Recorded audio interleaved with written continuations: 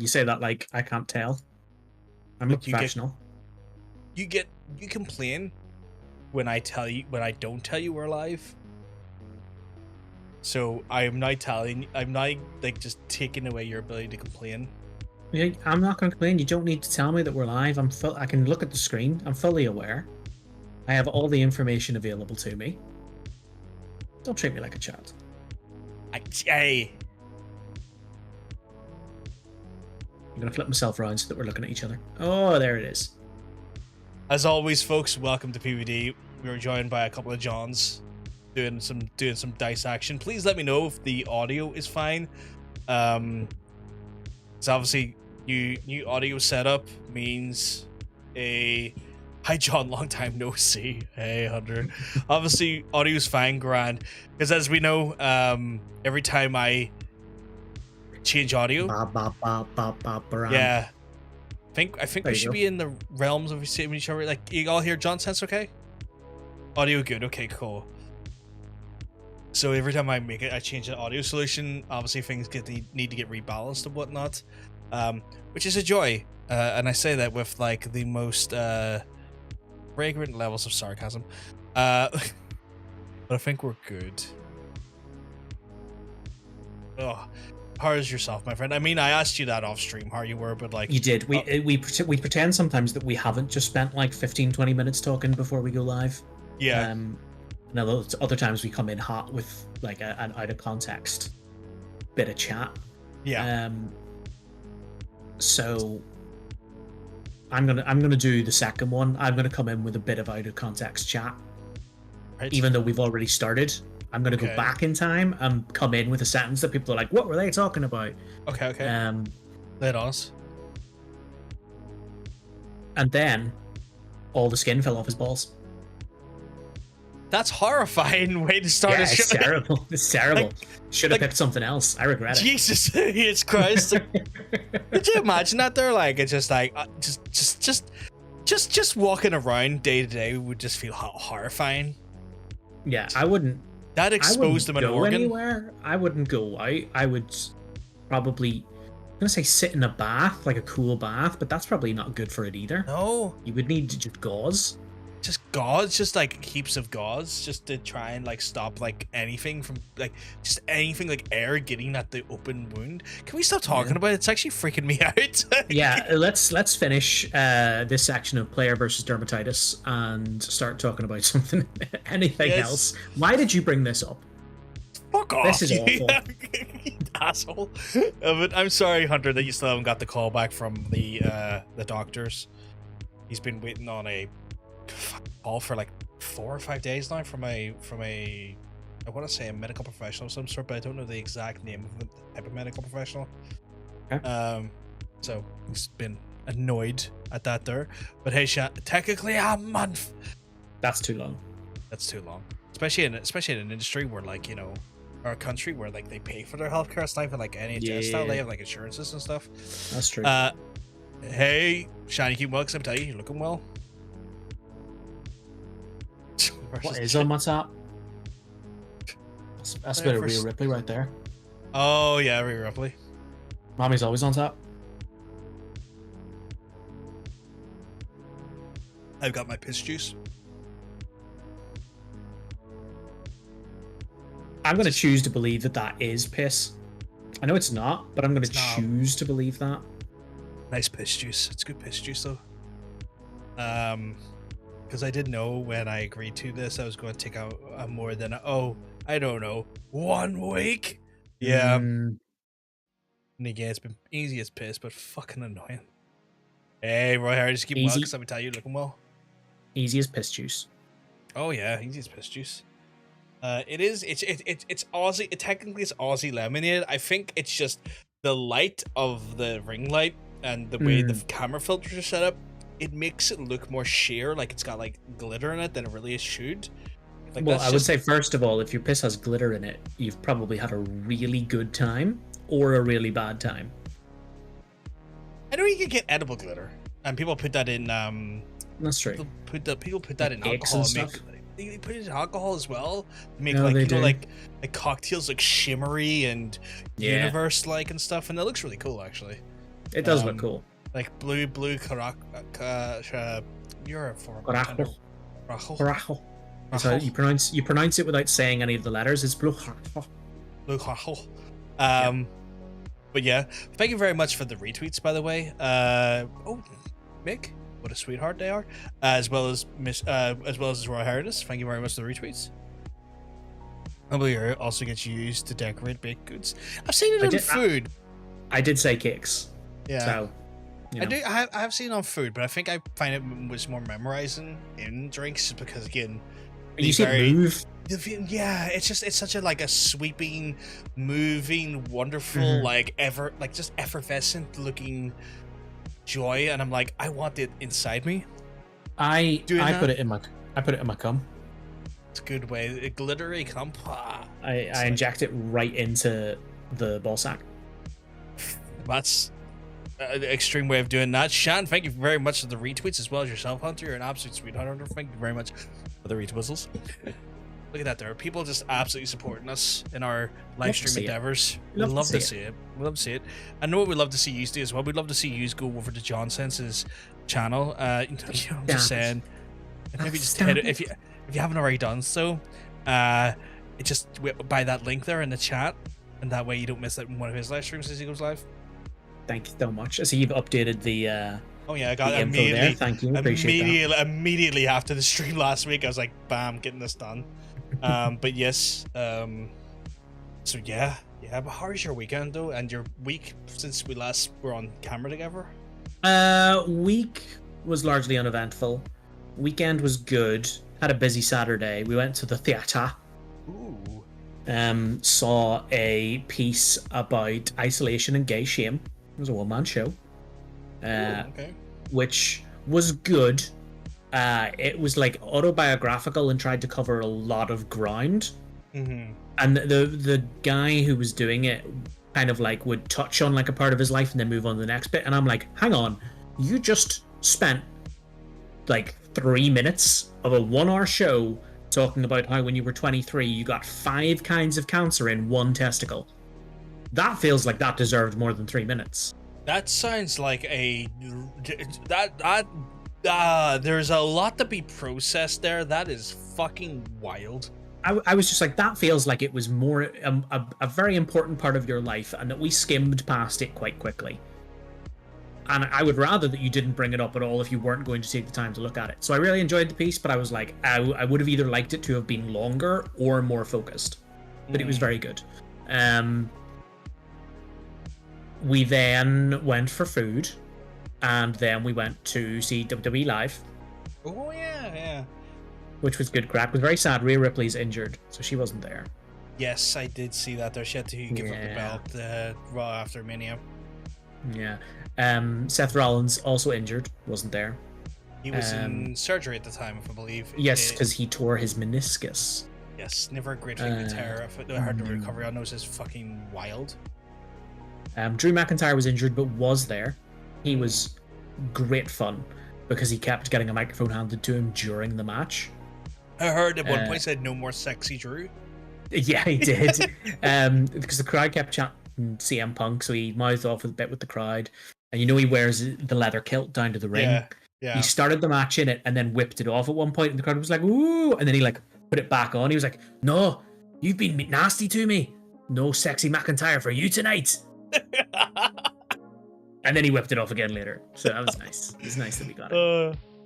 He's just great. I think he's fantastic. I've been a fan of his like way back from when it looked like he wasn't gonna really amount to much. Still hasn't signed. Him and Becky still haven't signed. I mean, Becky's gonna sign. Becky's gonna sign, but Drew, I'm kind of like, especially what happened after like the last few days. I already know what they're building to. It's like they're not going to do Clash at the Castle without him. There's no chance they're doing Clash at the Castle in Glasgow without Drew McIntyre. What I think they want to do is build a storyline of Drew hasn't signed, he wins the championship back off Damian Priest at Clash at the Castle, and then he does CM Punk's moment of fire, blow a kiss, fuck off into the wind, because his whole thing is his obsession with CM Punk. and they're going to retell Punk's story through McIntyre. That's what I think they're going to do. So I think he hasn't signed, but I think there is a handshake agreement of this is the plan, and we're not signing because word will get out when you sign, but we will sign you exactly when the time is right. Right. That's what I think is going to happen. We'll see what happens, because Clash of the Castle, I want to say, is next month. Yeah, the next pay-per-view is Backlash France, which is the first week of May. And then Clash at the Castle is like 3 weeks and a bit later, I think. Quite a strong European approach from WWE at the minute. Yeah. I think they've said they want to keep the big 5 because they're now referring to the big 5 instead of the big 4 in America, because they've upgraded Money in the Bank to be on the same level as SummerSlam, Mania, Rumble, and Survivor Series, although Survivor Series needs a bit of love. Desperately. To be fair, I feel like with the introduction of War Games and stuff, it's getting more love. It's helped. But yeah, other than that, I think they're very keen on shopping the other premium live events around different countries. I get that makes sense for what they do, but I hate it as a naming convention.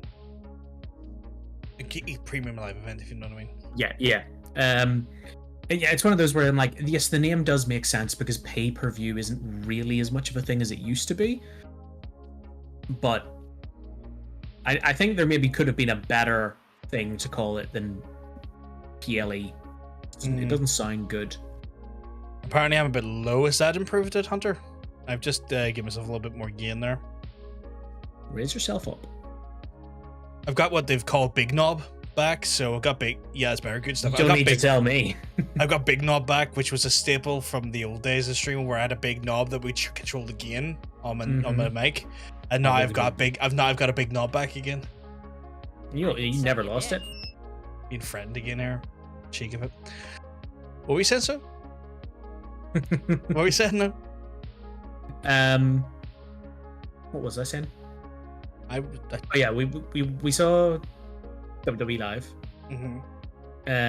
Piper Niven was good. I enjoyed Piper Niven. She's great. She's genuinely great. I like Piper Niven a lot. Nice that she doesn't have to do the dewdrop thing anymore. Oh fuck that, Jesus! All for like a real. I saw her being dropped as soon as she was dropped, but like all for what's her face's comeback that lasted all 3 months.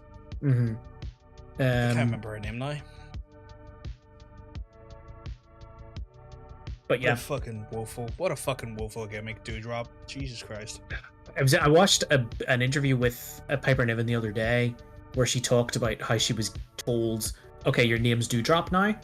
Yeah. And she was like, okay, like what's the character? Like she was up for doing something. She was like, tell me what it is. And they were just like, no, your name's Dewdrop now. And she went, okay, but who is that? And they went, yeah. And she was like, fine, okay. And she said she just started to figure out what character she was going to do for it. She was like, okay, I'm getting this. I'm making progress. I can turn this into something. And then they turned her heel, and she was like, well, I don't know how to do it as a heel. I only just figured out who she is as a face. So that was Vince emblematic of how things were. Yeah, just last minute changes, bullshit. That man, it was a good time. Enjoyed it. Been great. I enjoyed Jey Uso more than I expected to. He's fun. Yeah, he's great live.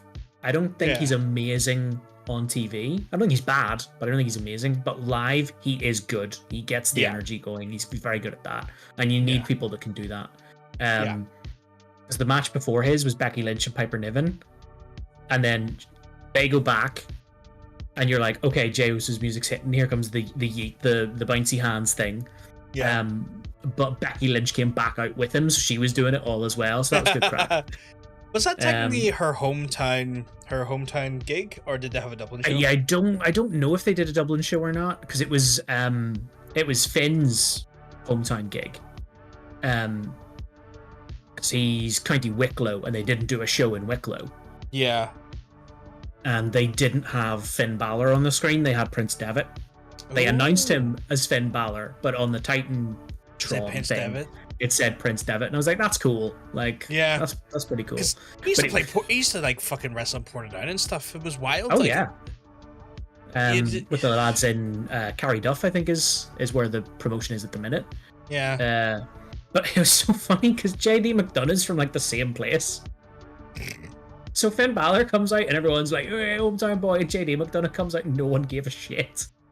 And I was like, oh, that's a bit harsh. It's hard to, he was loosely connected to the speaking out movement, and it's kind of hard to rally behind him in my mind. And I think a lot of people still remember that. Like, sure. he didn't get outed as badly as maybe say a Marty Scurll.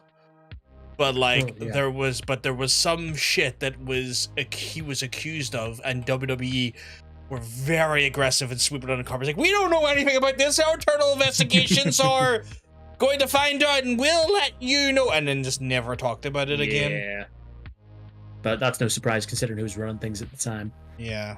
And yeah, Cody. Got to see Cody. Exactly what you expect. Yeah. And I don't mean that in a bad way. It's just like Cody is one of those guys that is going to be a top guy for a while because he's consistent. Yeah. In exactly the same way that Cena was consistent, and people got bored, but now look back on it and go, do you know what? We give Cena a hard time. It's the same thing with Cody. It's like, I know what you're going to give me. I'm looking forward to it. You gave it to me. I enjoyed it. Thank you. Probably Dragons again this week. We might be. It depends. What is the? We'll have to see. I can say we are talking about Dragons again this week because chat voted for whether they wanted more Dragons or something else, and the vote just about went for Dragons. We talked about them last week, yes, but people voted to talk about them this week. I want Dragons. Okay, no, you do. This is confusing because you're like, we talked about them last week, and I was like, okay, maybe you don't want Dragons. People voted, I want Dragons. Well, okay, you're gonna get them. Oh my god, the fuckable kind. Don't worry. We'll find out. There's no other kind. There is no other kind of dragon except for black dragons, which stink. Stinky boys. I will get my dragon page ready since I know what dragon you're doing. But other than that, they're a great show though. Then, like Cody just being Cody, yeah. Yeah, like again, I don't mean that in a bad way. I just mean it in the sense of you know what he's going to deliver. I'm just turning my light down because the screen is bright as fuck. That's fair. But I'm keeping an eye to make sure that I don't go so low that people can't see me. That's understandable. I know the score when it comes to that stuff. No, what was I going to say to you there? Who was he facing against? Like, who was it? Was it Shinsuke or like was it? It was Shinsuke Nakamura. Because I know that's kind of the planned feud going into Backlash, if I remember correctly. No, I think Backlash is Cody versus either AJ Styles or LA Knight, depending on who wins a tournament or something. It'll probably be AJ. I think it'll be AJ, and that would be a banger of a feud, I think. Yeah. But yeah, Shinsuke, and it was fun because the reason that I got Laura, I didn't get, but I was like, do you want to watch WrestleMania? Was because we got these tickets for cheap. So I was like, and if we watch WrestleMania, you'll know kind of what's going on a little bit, and you'll know who most people are. Yeah. But there were people on the card that didn't perform at Mania. So I was explaining to her before the show, I was like, okay, so this is who Ricochet is, this is who Piper Niven is, this is who Shinsuke Nakamura is. And I was like, he's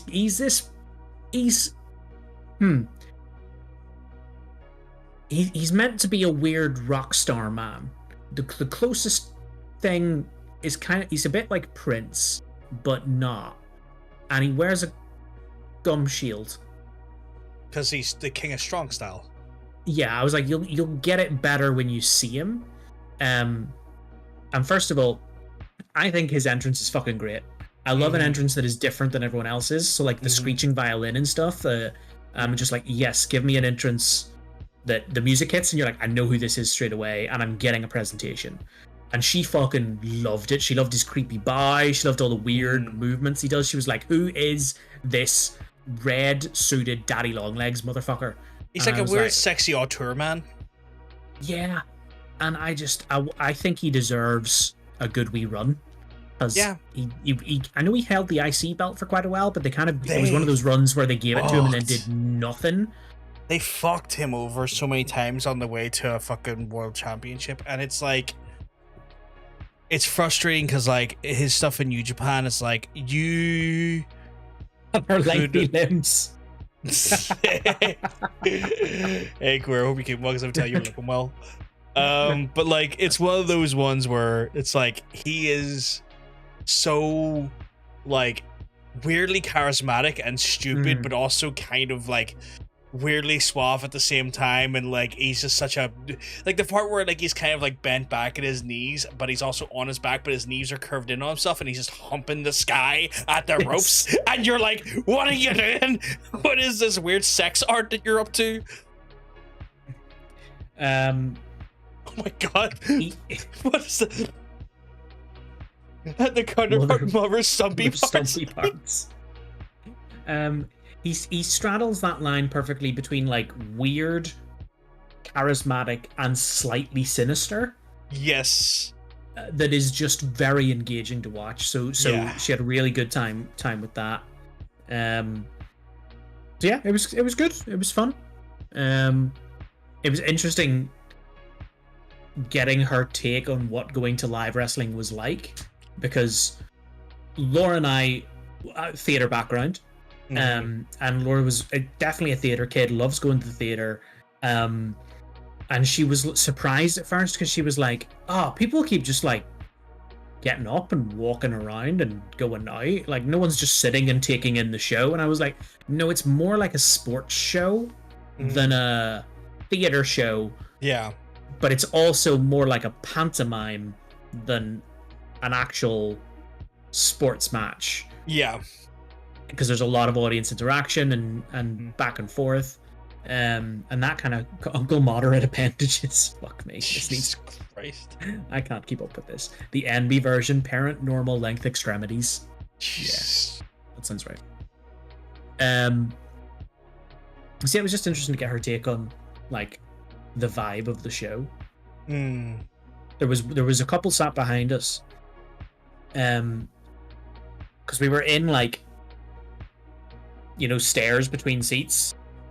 We were in like two seats by themselves next to the railing and stairs, so that was quite nice because it was just us. But there was a couple behind us, and the woman clearly didn't know anything about wrestling. She kept asking the guy loads of questions, and I kept listening to him being like, you're talking out your arse.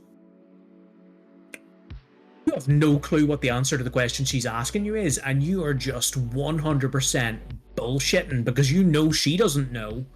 And you're like, I can just say anything. That's annoying. Yeah, I had to stop myself several times from turning around and being like, no, Natalia is not Bret Hart's granddaughter. That is incorrect. It's her fucking niece. It's his fucking niece. I was like, that's not true. That's wrong.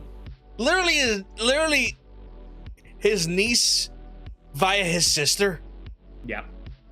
Have you seen the clip of Bret Hart going around from the past week where someone asks him like, oh, what do you think of the comments CM Punk made about you not that long ago? Where CM Punk was basically just talking about how great Bret Hart is. And I was like, you know, before you click on a video and you tell the joke in your head where you're like, oh, he's going to be like, oh, that's great, but let me tell you about Bill Goldberg.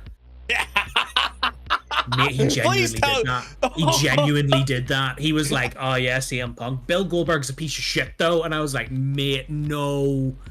No, I love it. I love it. You have to, for your own health, you need to find some peace. No, I support his Bill Goldberg hate. I support it. I don't think it's unjustified. I just think it's unhealthy. Look, the man kicked him so bad that he literally ended his career and gave him a stroke. I think his seething white hot hatred for Goldberg is wonderful and is encouraged. I do not think that he is wrong. I just worry that it's going to kill him. I think he's going to have a heart attack thinking about Bill Goldberg, not Gilbert. He's like, oh, and fuck Gilbert too. Gimmick stealing little prick. I hate Goldberg, but I hate that he stole his gimmick. Yeah, Hunter's like, so wrong. I'm kind of like, I was gonna say I've been dragging Hunter kicking the street screaming for AEW, but no, it was his idea to start watching it. Yeah. And so I've been kind of like the Sherpa of that. They're again like, okay, we're watching this, and it's like questions like, who's this here? Who's this here? It's like, okay, that's this person. Who's this person? It's like, yeah, okay, this person's this person. This person's this person. This person's relevant because of this, but also trying not to like basically do a 20-minute lecture during a 20-minute match. Which is really hard because it's like, no, but there is so much information to try and give you that will elevate this match. But if I keep talking through it, it's going to take away from the match. Yeah.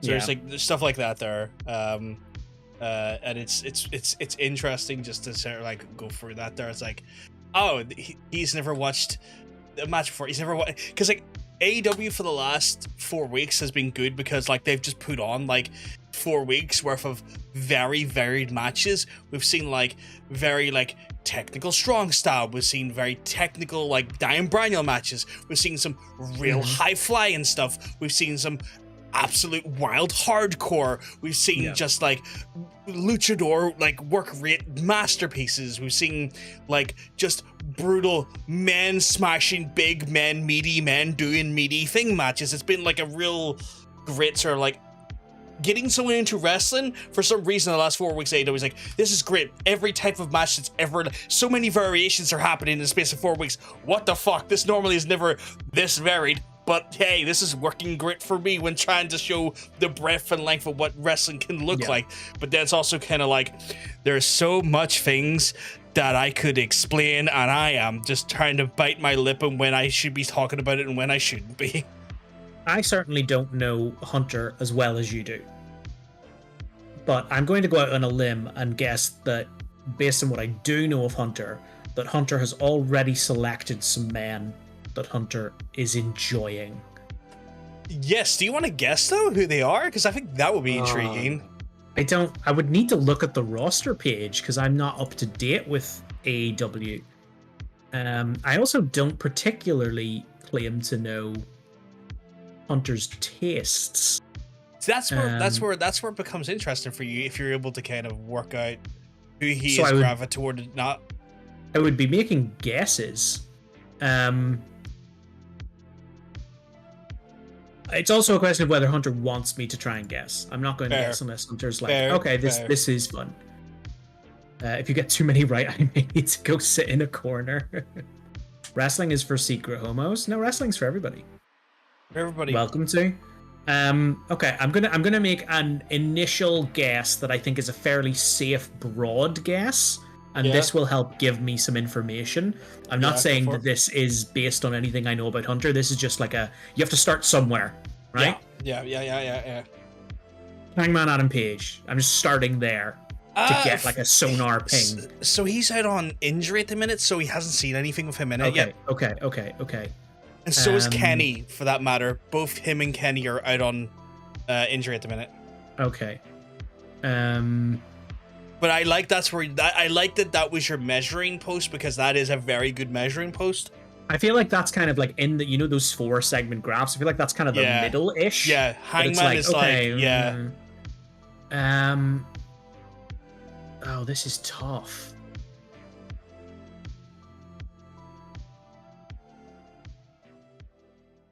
I think, should I like? Okay, I'm gonna go for one that is like not central. Okay. That I don't. I don't know. Hook. What about him? Is Hook someone that Hunter enjoys in a manner? Yes. Okay. Hunter is a Hook fan. Yeah. Okay. Yeah. That was one that I was like, okay, I'm moving out of the center of the graph and taking a guess and seeing where that takes me. Yeah. See, I don't know who's been on TV in the past 4 weeks. Okay. Who's been on TV? So you've had Bryan Danielson, you've had Claudio Castagnoli, you've had Jon Moxley, you've had Will Ospreay, you've had Will Hobbs, you've had Thunder Rosa, you've had Tony Storm, you've had Willow Nightingale, you've had Mariah May, you've had Penta El Zero Muerto, You've had the House of Black, essentially. You've had Adam Copeland. You've had Christian. You've had Luchasaurus, although now called Killswitch. You've had. I mean, I would. Not based on look, but the vibe of someone that really wants to be your dad. There's the Christian Cage argument, because I think that there's an appeal there. But your father's dead. But I don't think that that's going to be one of them. I don't think I particularly. don't know. I'm looking at the roster Christian. page, and I'm like, I don't know who half these fucking people are. I don't think he particularly is overly fussed on Christian Cage, to be fair. I mean, the only, well. the only answer that should be correct is Pretty Peter Avalon. But I'm going to guess Peter that's Avalon's not funny, right. but he's not seen Pretty Peter Avalon, no. Like, Peter Avalon's fun, but like, he's not seen Peter Avalon. No, yes, Well, Christian Cage's Turtleneck Man. And I'm saying that just for the vibe of I will be your daddy, rather than any actual appeal. Osprey? Will Osprey? Big fan of Will Ospreay, yes. Okay, there we go. I feel like I've gotten 2 right in a row, and I'm gonna call it there because I'm gonna go out on top. I feel like any further guess I make is going to be on much shakier ground. I think it's one of those things where Will Ospreay is like very, very fun to watch in ring. He's an incredible he's just got a very flashy moveset, but also a very sensible moveset. He's got that weird in between where like his moveset's modernized so he can be long term viable, but he still has those little flashy flourishes and things that he can do that look incredible. He's very charismatic on the mic. And I think it's helped that also Hunter did recently learn that Will Ospreay is autistic, has ADHD, and is dyslexic. Yeah. Points of connection. I like the dyslexic part, on the women's roster, I would guess any spooky bitch. Let's say... Any spooky alt character would be my best guess. Say spooky bitches. Should we? Okay, I feel like What's it? What is her fucking name? What is her name again? She's the House of Black lady. Julia Hart. I couldn't remember what her. I think the House Julia Hart is one that he has gotten more into recently, who I would say is more on this sort of like creepier, sort of like edgier style of things. Willow Nightingale, great, love Willow Nightingale. I love Willow Nightingale. She's great. Interestingly enough, the section of AEW that I kind of have stalled at, because I've been like trying to catch up with other stuff. Willow Nightingale is firmly in the AEW dark realm. Yeah. So it's interesting to me to hear people talking about someone as like, oh, they're great, they're one to watch. Yeah. When I'm like, okay, well, where I'm at, they're not yet, and that's fun. Like to be like, okay, so it does happen. Yeah. No, Will Nightingale is amazing. He's a big fan of Mercedes Moné, formerly Sasha Banks. That surprises me. If you'd asked me to pick someone that Hunter was not into on the women's roster, my guess probably would have been he's not into Mercedes Moné. It's one of those ones where like... What's the thought on Timeless Toni Storm? I don't think he's overly keen on her. But it's one of those ones where like I kind of like her a lot, not for her aesthetics, but like she's very witty and she's very funny. And she's got great delivery. Also, she's just like very good in ring. But I think like Toni Storm makes me laugh more often than she realistically probably should, because she's just very witty.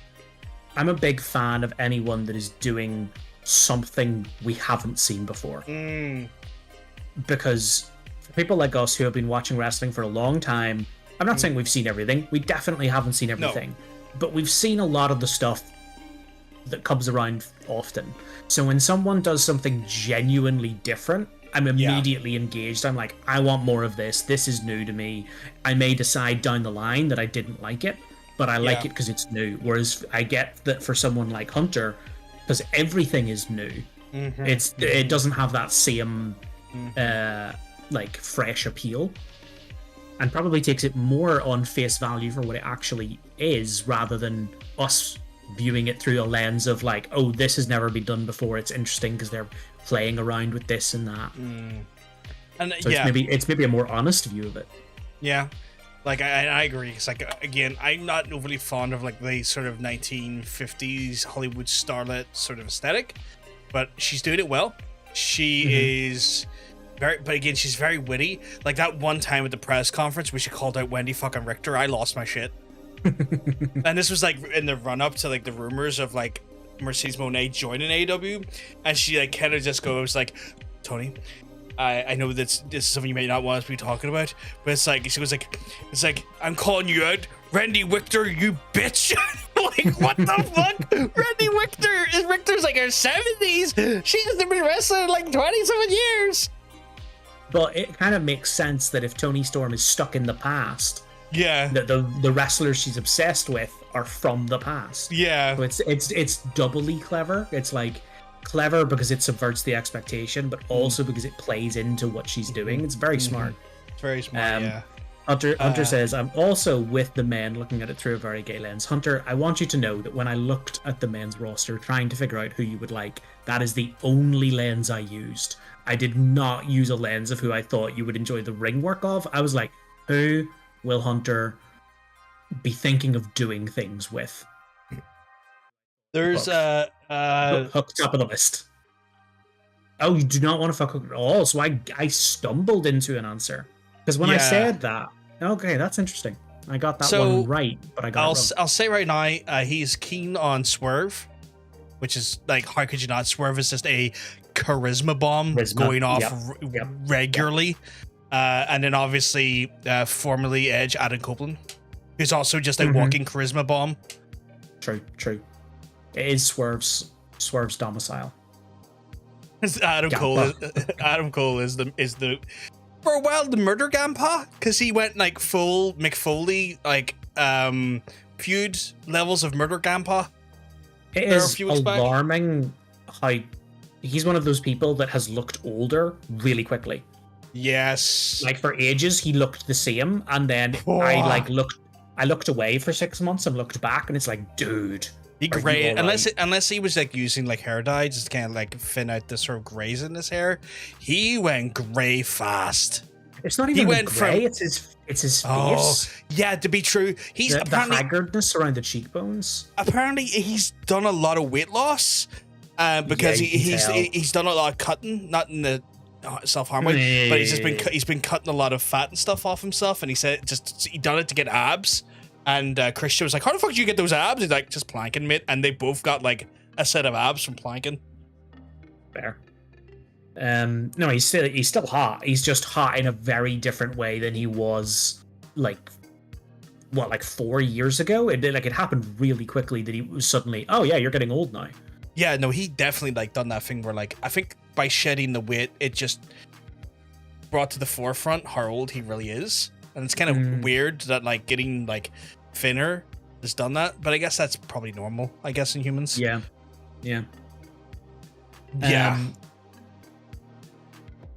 Your number one hot wise so far. It's fair. I'm not going to argue with it because I don't disagree with it.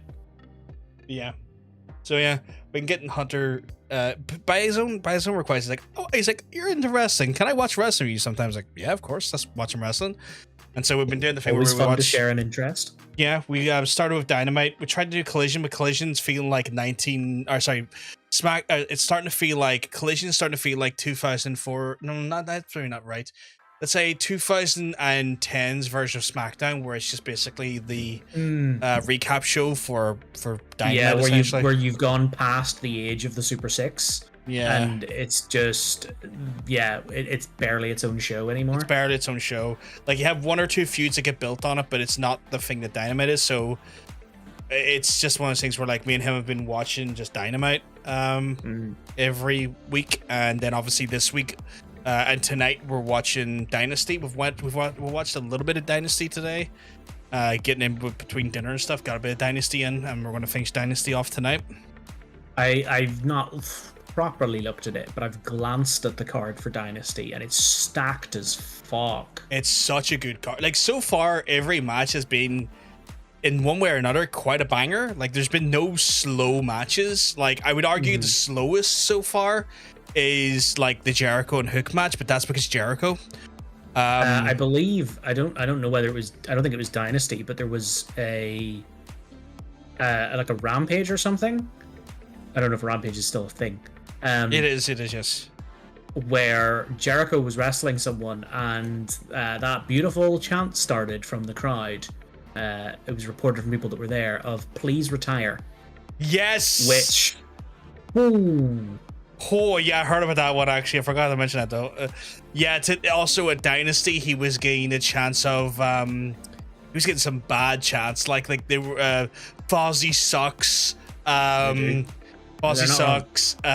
He was being, oh god, there was like so many chants that were basically just very anti-Jericho. And it was like, yep, Jericho's definitely outstayed his welcome here. Yeah, you know what? The Julia match was a slow match. You're not wrong. But I think that's because, like, Julia's still she's still a little bit, like, new to the ring. So, like, so Willow has to wrestle at her pace rather than wrestle at the normal pace. No, the problem, like, I mean, there's a lot of problems with Jericho. Jericho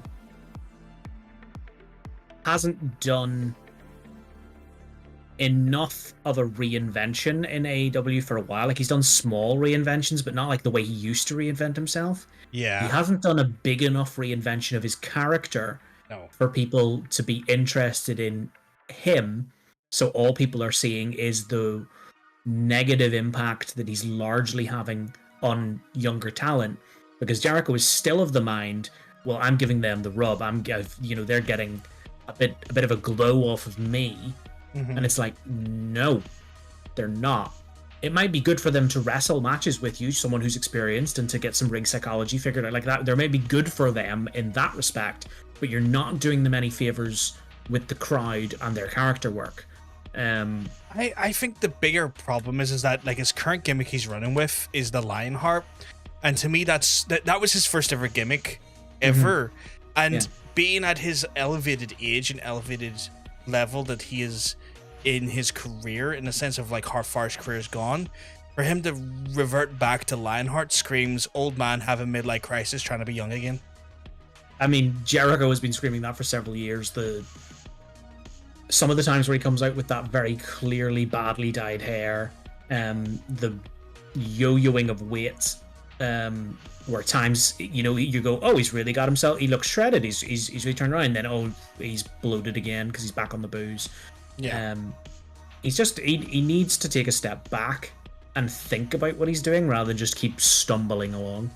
I think it's one of those ones where, like, he's and I was having this conversation with Hunter earlier. It's like, Jericho as a person really speaks to me in the complicated nature of human beings in general, because he holds some terrible opinions and some terrible, like, political views and sort of sensibilities, and potentially has done a really awful thing, but then he's also done amazing things for other people and has really tried to put his money where it counts and to look after people. And it's like this weird thing where, like, he's done a lot of good, but he's unfortunately done a lot of fucking bad. And it's like that weird sort of thing is like, you can't it's not, you don't balance anyone out based on their deeds. No, it doesn't work that way. But it does make me, like, the question that I keep coming back to is, like, at what point does a person's good deeds mean nothing when the bad deeds are still there, if you know what I mean? I think it's tough. If it depends on what lens you're looking at someone through. If you're looking at Jericho exclusively through the lens of part of the wrestling industry, that's different from, like, who is he overall as a person. Yeah. But I do think that there are things that a person can do if they're of, sound mind and choose to do those things, that are so bad that you can't look at any part of their life without that seeping in. Yeah. And if the things that have been said about Jericho are true, I think that is the case with Jericho personally. That I'm like, I can't separate you into your separate parts and look at them. I can only see you as the person who did this terrible thing first. Yeah. And the rest of it, it's not that it doesn't matter, but it all comes after that bad thing. If that bad thing is true, which I would guess it probably is, but I don't know. But my gut would tell me that it could be. There's something that makes me think that there's truth to it, just purely off the fact that it's like there is so much. The wrestling is just a shitty place, and I could see shitty things happening, and people, someone especially in Jericho's position, making that go away by money, and I feel like that has what's happened here. It's just one of those ones where it's like, it'd be great if there wasn't. It'd be great if there was like just something more concrete that I could say could get him out of there at that point, because at this point it's just a weird lingering thing of like, it's like this almost like translucent elephant in the room where it's like it's kind of there, but it's not there strong enough that anyone can take real action on. Yeah, but it's also there enough that no one can feel comfortable putting it to the back of their mind. Yeah. But speaking of things you can't feel comfortable around, dragons. Yes. I need you to be. Why don't you give me an indication what the dragon is this week? You are looking for a dragon the same color as Seamus's skin. A white dragon. White as hell. The whitest dragon you can find.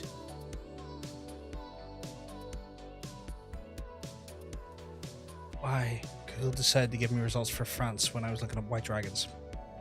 I was like, that's odd. How far from Black Dragon can we get? I'm trying to get D&D specifically, because I don't know if there's any nuances that make white dragons in D&D particularly different compared to maybe the other images of white dragons, but I want to try and get something that is definitely in the vein of the actual creature we're talking about. I'll be able to tell you whether it's in the right sort of ballpark or not. We will move over to screen on screen. That is the official picture of the D&D White Dragon. There we go.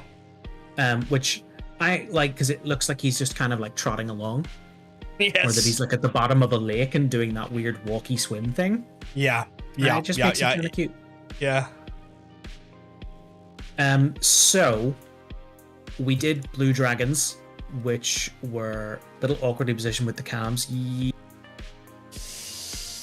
1 second. I need to then. This is gonna be even more awkward because like when I have this like screen on screen, it never ends. If you throw us up in the top left, it would probably be fine. Yeah, I'm gonna try and see if I can grab us at the same time and move us in one like consistent movement, because you know how hard it is when it comes to like trying to move assets in one go. I mean, I've had to turn my camera off for the game I'm streaming at the minute. I saw that there. I was lurking on your stream, and I would love to like be in the vicinity of like your it keeps happening with games, just so I can just see what the fuck is going on. Yeah, it keeps happening where when I try to stream some games, it gets really like stuttery and jittery, and I was like, okay, it kind of makes sense when I have the graphics settings up. On something like Baldur's Gate 3, because it's like a good looking game. Whereas with Aiden Chronicle 100 Heroes, I was like, it looks stunning, but it won't be graphically intensive. It's like a 2D pixel art style, and yet camera couldn't handle it. So here's the thing. Here's the thing with that. In regards to we're screen again. In regards to that, there is an issue that Totanium has been looking into as well, because apparently this is like a known OBS issue where like audio frames get basically like caught in a buffer loop that don't get fully like sent to the stream, and what ends up happening is that they kind of build, and then once they build to a certain point, something happens and they shit the frames, and that's when you get like those like drop frames in your like certain games, drop frames in like, you know, randomly in your processing encoding. It's only in the camera. The game stream's fine. Yeah, so that could be still happening though, because like you know, it's these frames fuck with these like weird staggered like undelivered frames. What I noticed was because I've got the two monitors. Yeah. If I clicked off the game onto Yeah. OBS, Yeah. the camera, it didn't fix itself, but it was much better. It was still streaming the game fine, and the camera was better. But then clicking back onto the game made it drop again. How do you do capture your games? Do you inject the software into the game, or do you just capture the full desktop? I typically inject the game itself. There's a couple of games where I've captured the full desktop because it was the only way to get it to work. But that's weird, yeah. with this game in particular, it's the game, not the desktop that I'm capturing. Yeah. It's So weird. I don't know. White dragons though. White dragons. So we did blue dragons, and they were mostly like, I want to be left alone and enjoy pretty things. And then we did black dragons, which have stinky butts and hate everyone. I did say the other week kind of what the white dragon vibe is. Do you remember? Fine if you don't. I'm just checking if you do. I am struggling to remember the exact vibe. So It's ice related, right? Because like blue dragons are all thunder and stuff. So I remember if it's got to be ice, right? yes, white dragons are ice based, and in the same way that you use a black dragon, if you're like, I want a dragon that is just angry and hates everyone and is evil for the sake of being evil. If you want a dragon that is more like a dragon that doesn't talk and is just like a big angry monster dragon, Yeah. the white dragon is the dragon you would use for that. Okay. Because I'll tell you right now, these guys, they have an intelligence of 8. Oh, that is staggeringly low. Okay. Yeah, for a dragon, you're like, dragons are really smart. They live forever, and they manipulate and they mastermind. White dragons are just like, I want to hunt and eat things, and they can talk. They just a lot of the time don't even bother because they just want to kill you and eat you. That So is if- a wild like shift from what I would say to be like, D&D dragons are like, yeah. But white dragons are kind of the exception to the way D&D dragons normally work, in the sense that they're there for the DMs that are like, I just want a monster dragon. I don't want a villain. I want a big monster. Just I want it to something be a that's- dragon. Just something But there's that's still- just very simple and straightforward. No, but is there complex? I was going to ask, is there a complex lore behind this or anything? There's still some cool stuff about them. Okay. In terms of lore about like why are they like that, it's the same as like why are black dragons hateful and why are blue dragons interested in beauty. It's just that that's meant to be the way they are. Right. But I will dive into some of the information about them now. They are the smallest, least intelligent, and most animalistic of the chromatic dragons. White dragons dwell in frigid climes, favoring Arctic areas or icy mountains. So blue dragons like desert, black dragons like swamp, and white dragons like frosty, like it frosty and snowy. Okay. They are vicious, cruel reptiles driven by hunger and greed. A white dragon has feral eyes, a sleek profile, and a spined crest. So they're meant to be like smaller and slimmer and quicker than some of the other dragons. Right. The scales of a wormling white dragon glisten pure white. As the dragon ages, its sheen disappears and some of its scales begin to darken. So by the time that it is old, it is mottled by patches of pale blue and light grey. Okay. So I imagine that it's meant to be like the baby dragon, like the baby white dragons. Mhm. It's like pure snow white, whereas the older white dragons end up in more of kind of like a bone color. Mm. You know, like that slightly yellowed grey old bone shade. Yes.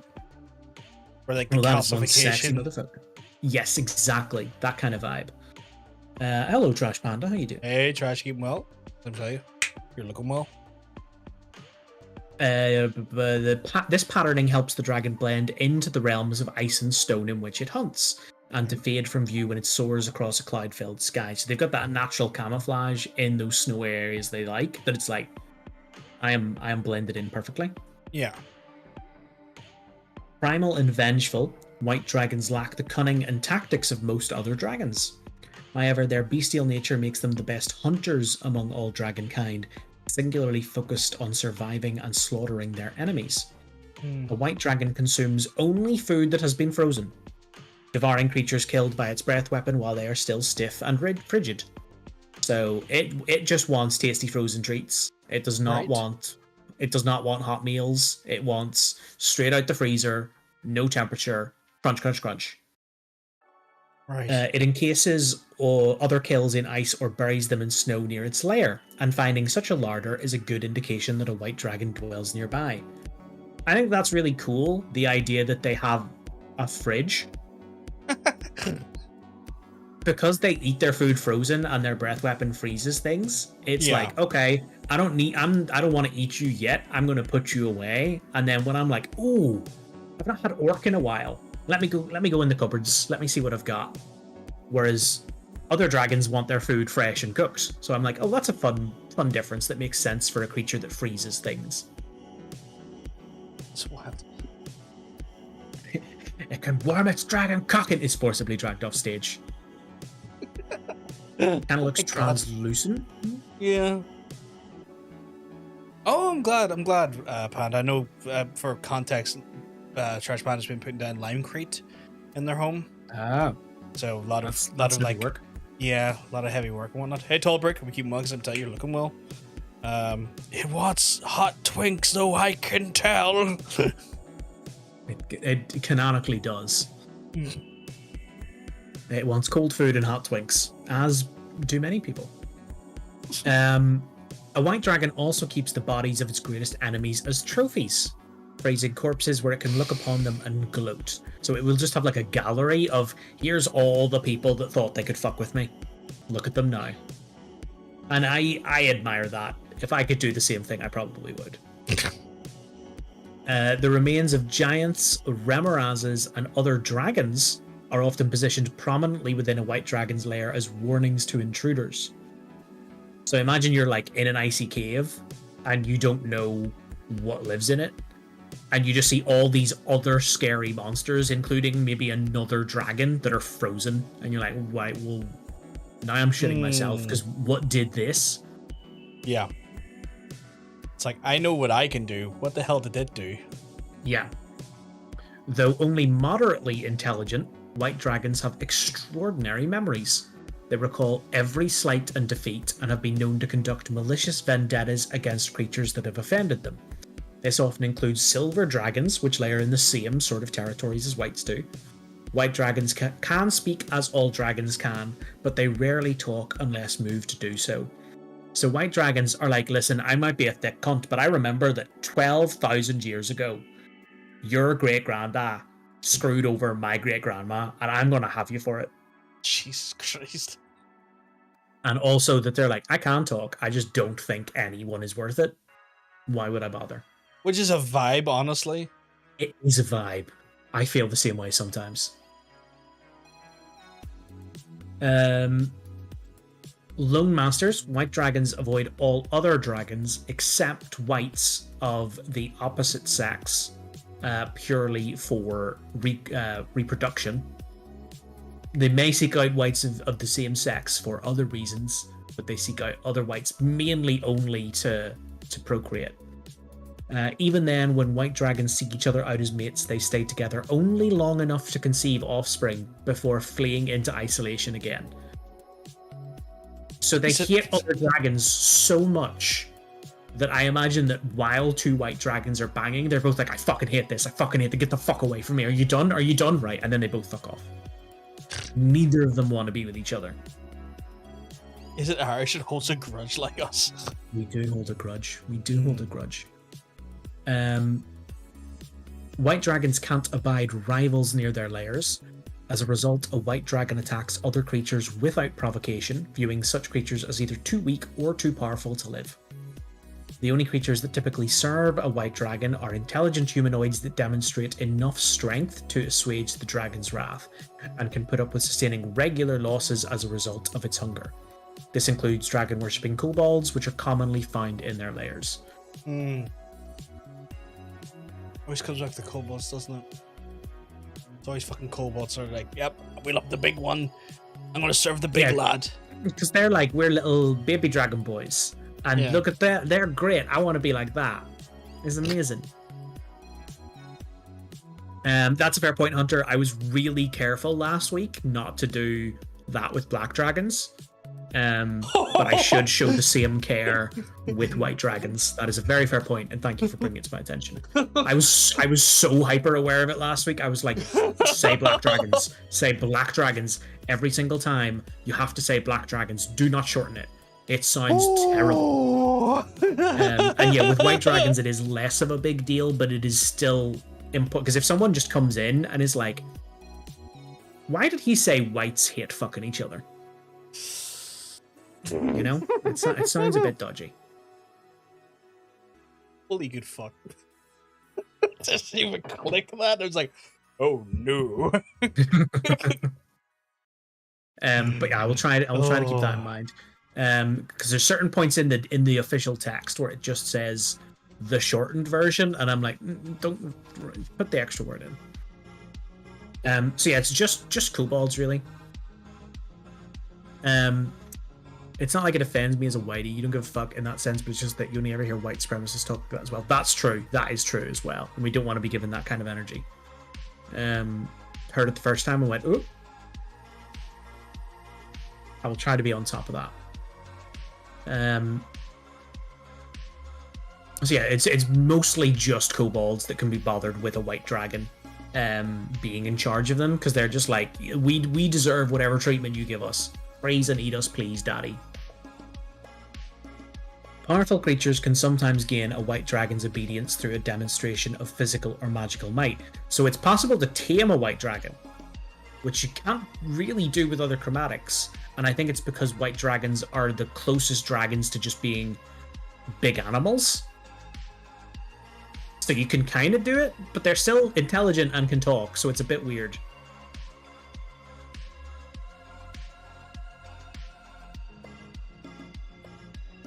Okay. He looks like he really likes playing catch and has no brain cells.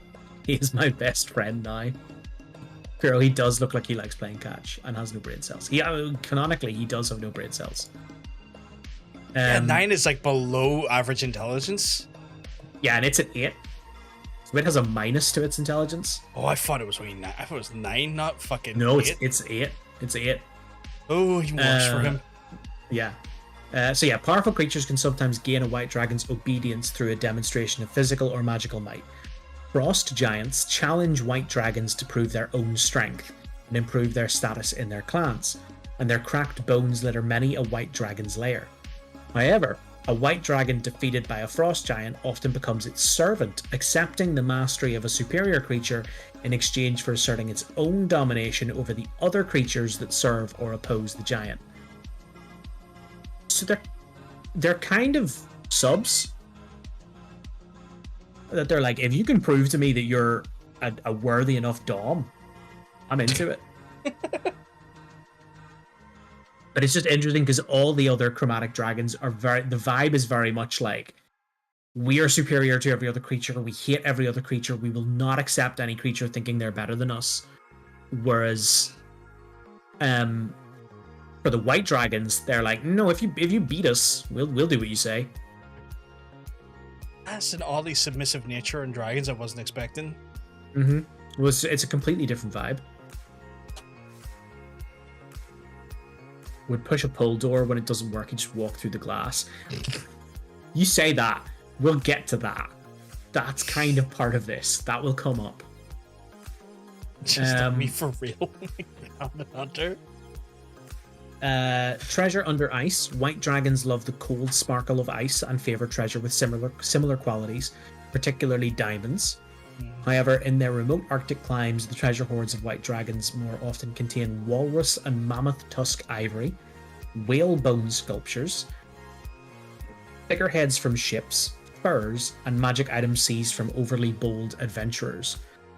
So it's stuff they take from the people that live in those sorts of environments that would have, you know, maybe less access to jewels and would have more, you know, ivory and bone carvings Furs would be part of their riches. And I just like the idea that also they'll go to the ocean and just have a ship and just be like, I want, take this, freeze it, put it on display on a little shelf. Great stuff. Like, I just had this whole armada. Looks phenomenal. I'll take 4 of them. Yeah. But they have almost like ships in bottles, but they just freeze a full ship and put it in their lair somewhere. Like, that's a good one. I like it. Frank, you're fine. You're okay.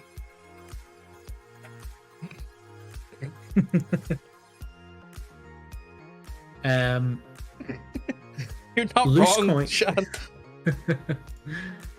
Loose coins and gems are spread across a white dragon's lair, glittering like stars when the light strikes them. Larger treasures and chests are encased in layers of rime created by the white dragon's breath and held safe beneath layers of transparent ice. The dragon's great strength allows it to easily access its wealth, while lesser creatures must spend hours chipping away or melting the ice to reach the dragon's main hoard. So you finally manage to defeat a white dragon, and you're like, yes, treasure hoard, give me all the riches. And you're like, it's 20 feet down in solid ice. Wait. You know, flamethrower for that. Yeah, I'm like, because they make their home in cold environments. Mm-hmm. And the white dragons are the same as any other dragon, that they change the environment around them. So anywhere a white dragon lives gets colder. Yes. So some of that ice will melt a little bit when they die and stop having that effect, but you need to get through a lot of ice to get to the treasure. Mm-hmm. And most D&D players will be like, how long will that take to dig through this and get the treasure? And a DM will be like, I don't know, like 4 weeks. And they'll be like, we take one long rest and then we leave. I suppose I'm trying to think. Is there a spell that could have melted through? I mean, there's things you can do. It comes up in the first campaign of Critical Role.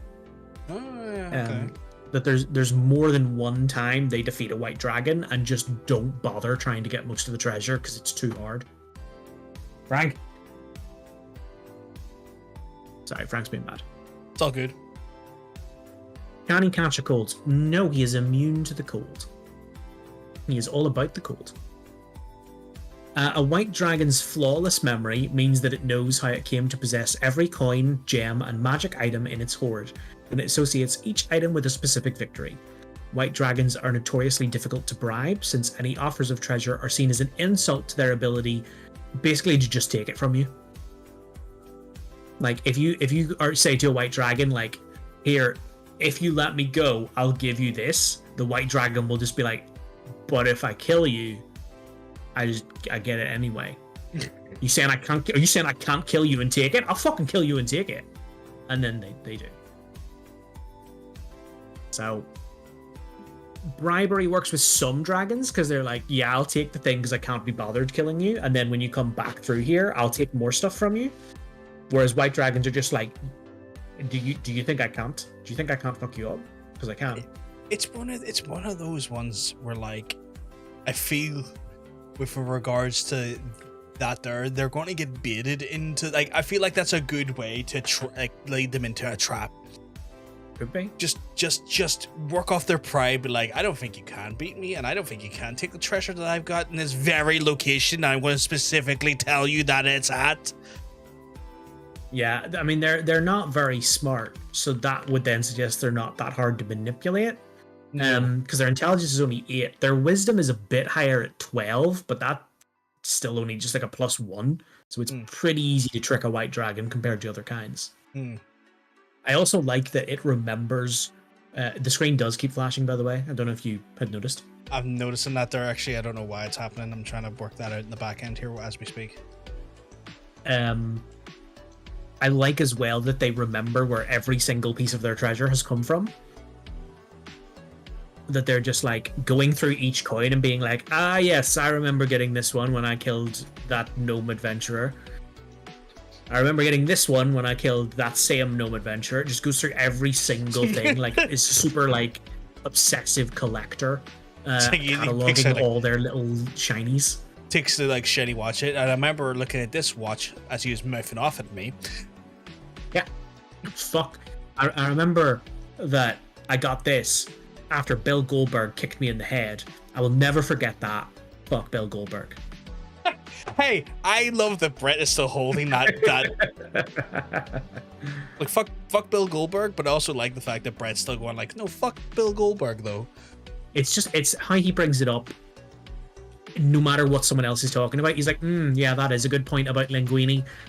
Have you heard that Bill Goldberg's a cunt though? And it's like, no, because it's not. Pop off. I would love to interview him, and I would make the interview. I would just ask. I would like ask him about Bill Goldberg and let him go off in one, and then when I think he is just about to wind up on Bill Goldberg, like wind up his rant, reignite it by a different question about Bill Goldberg. And I'm now realizing I'm saying his name so much that's losing all meaning to me. Yeah, it is. And also that is going to push him towards what I'm worried about, that his hatred of Bill Goldberg will kill him with a heart attack. Like you're engineering that situation. Yeah, but it'd be a great YouTube video up until that point.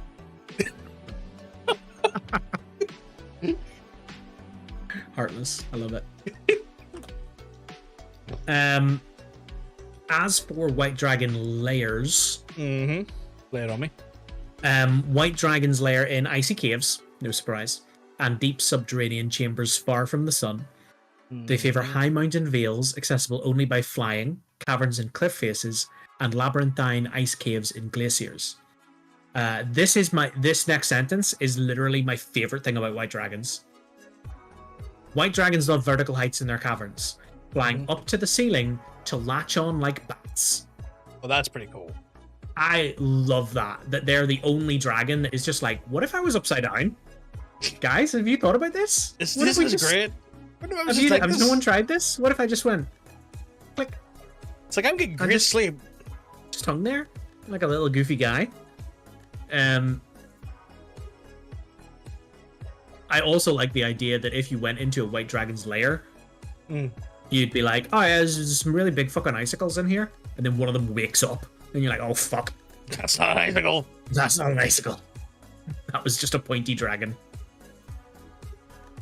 Yeah, I just think it's such a fun little detail in amongst all the other stuff that makes them different from other dragons. To be like, they like being upside down for no reason. There's no other supporting information about them that tells you why they like that, why other dragons don't. Just these guys fucking love being upside down. Just a weirdly like bad instincts. Yeah, like, I think it's. Yes, I am a bat. This is how this works now. I like to think that it's because their intelligence is so low that they hang upside down and just start laughing because they're like, ha ha ha ha ha, and the floor is the ceiling. That silly. Is wild. Just easily amused. But they also apparently like to slither, specifically on like ice where it's easy to do. Right. So it's like not only are they hanging upside down just because it's a good time, they're also like, that is a fucking sweet patch of ice. And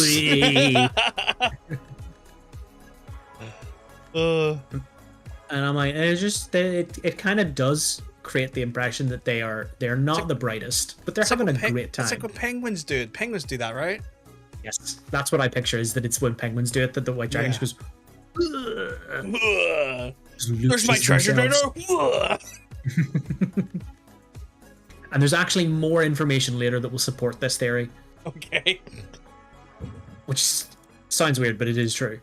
I'm listening. A legendary white dragon's innate magic deepens the cold in the area around its lair. Mountain caverns are fast frozen by the white dragon's presence. A white dragon can often detect intruders by the way the keening wind in its lair changes tone. So just the fact that there are bodies walking through its lair changes the way the wind sounds, and the white dragon's like, I know you're in here. I know you're in here somewhere. That's wild. Yeah. But it's meant to be that thing of like, they're the best hunters of the chromatic dragons, so white dragons pick up on these little instinctual clues. I guess because like the blue dragon has like basically its mercenaries for the wildlife that it tracks, and then black dragons have like basically the environment that tracks you, directly with regards to like the water. Yeah, you can't hide because the animals start following you and making noise as well. Yeah. Whereas the white dragon's just like, I know you're here because the wind told me so. It's like the atmospheric pressure. That's not quite what happened, but you're close. Good try. Saying they're the best hunters, rude. In terms of catching prey, not in terms of my favorite. They do sound adorable. I love that, like, the blue dragons, we were like, these guys are a mood. They are... Oh, my goodness. Thank you, Dean, for the 65 months. 65 months? That was for the Prime. That's more than 64? No alert? Play? Really? Oh, that is weird. Did that alert come through? No sound alerts? Have you included them in your new fancy mixer board?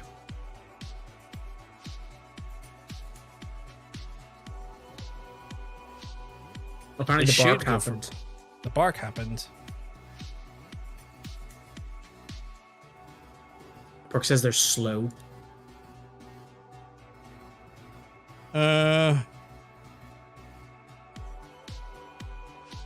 Why did that not work? I heard it.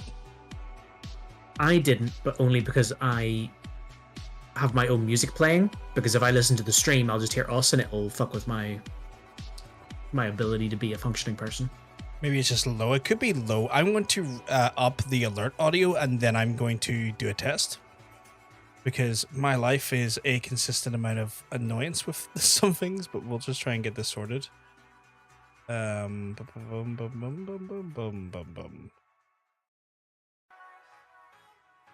too bad, Dean. I hope everything's all good in your neck of the woods. Thank you thank you, Dean, for the 65 months and the Prime sub. It should sound something like this.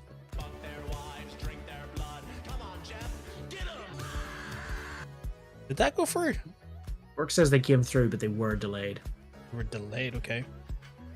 But I think that's about the original ones, not the one you just did. I heard this. Okay, good. So it's working this time.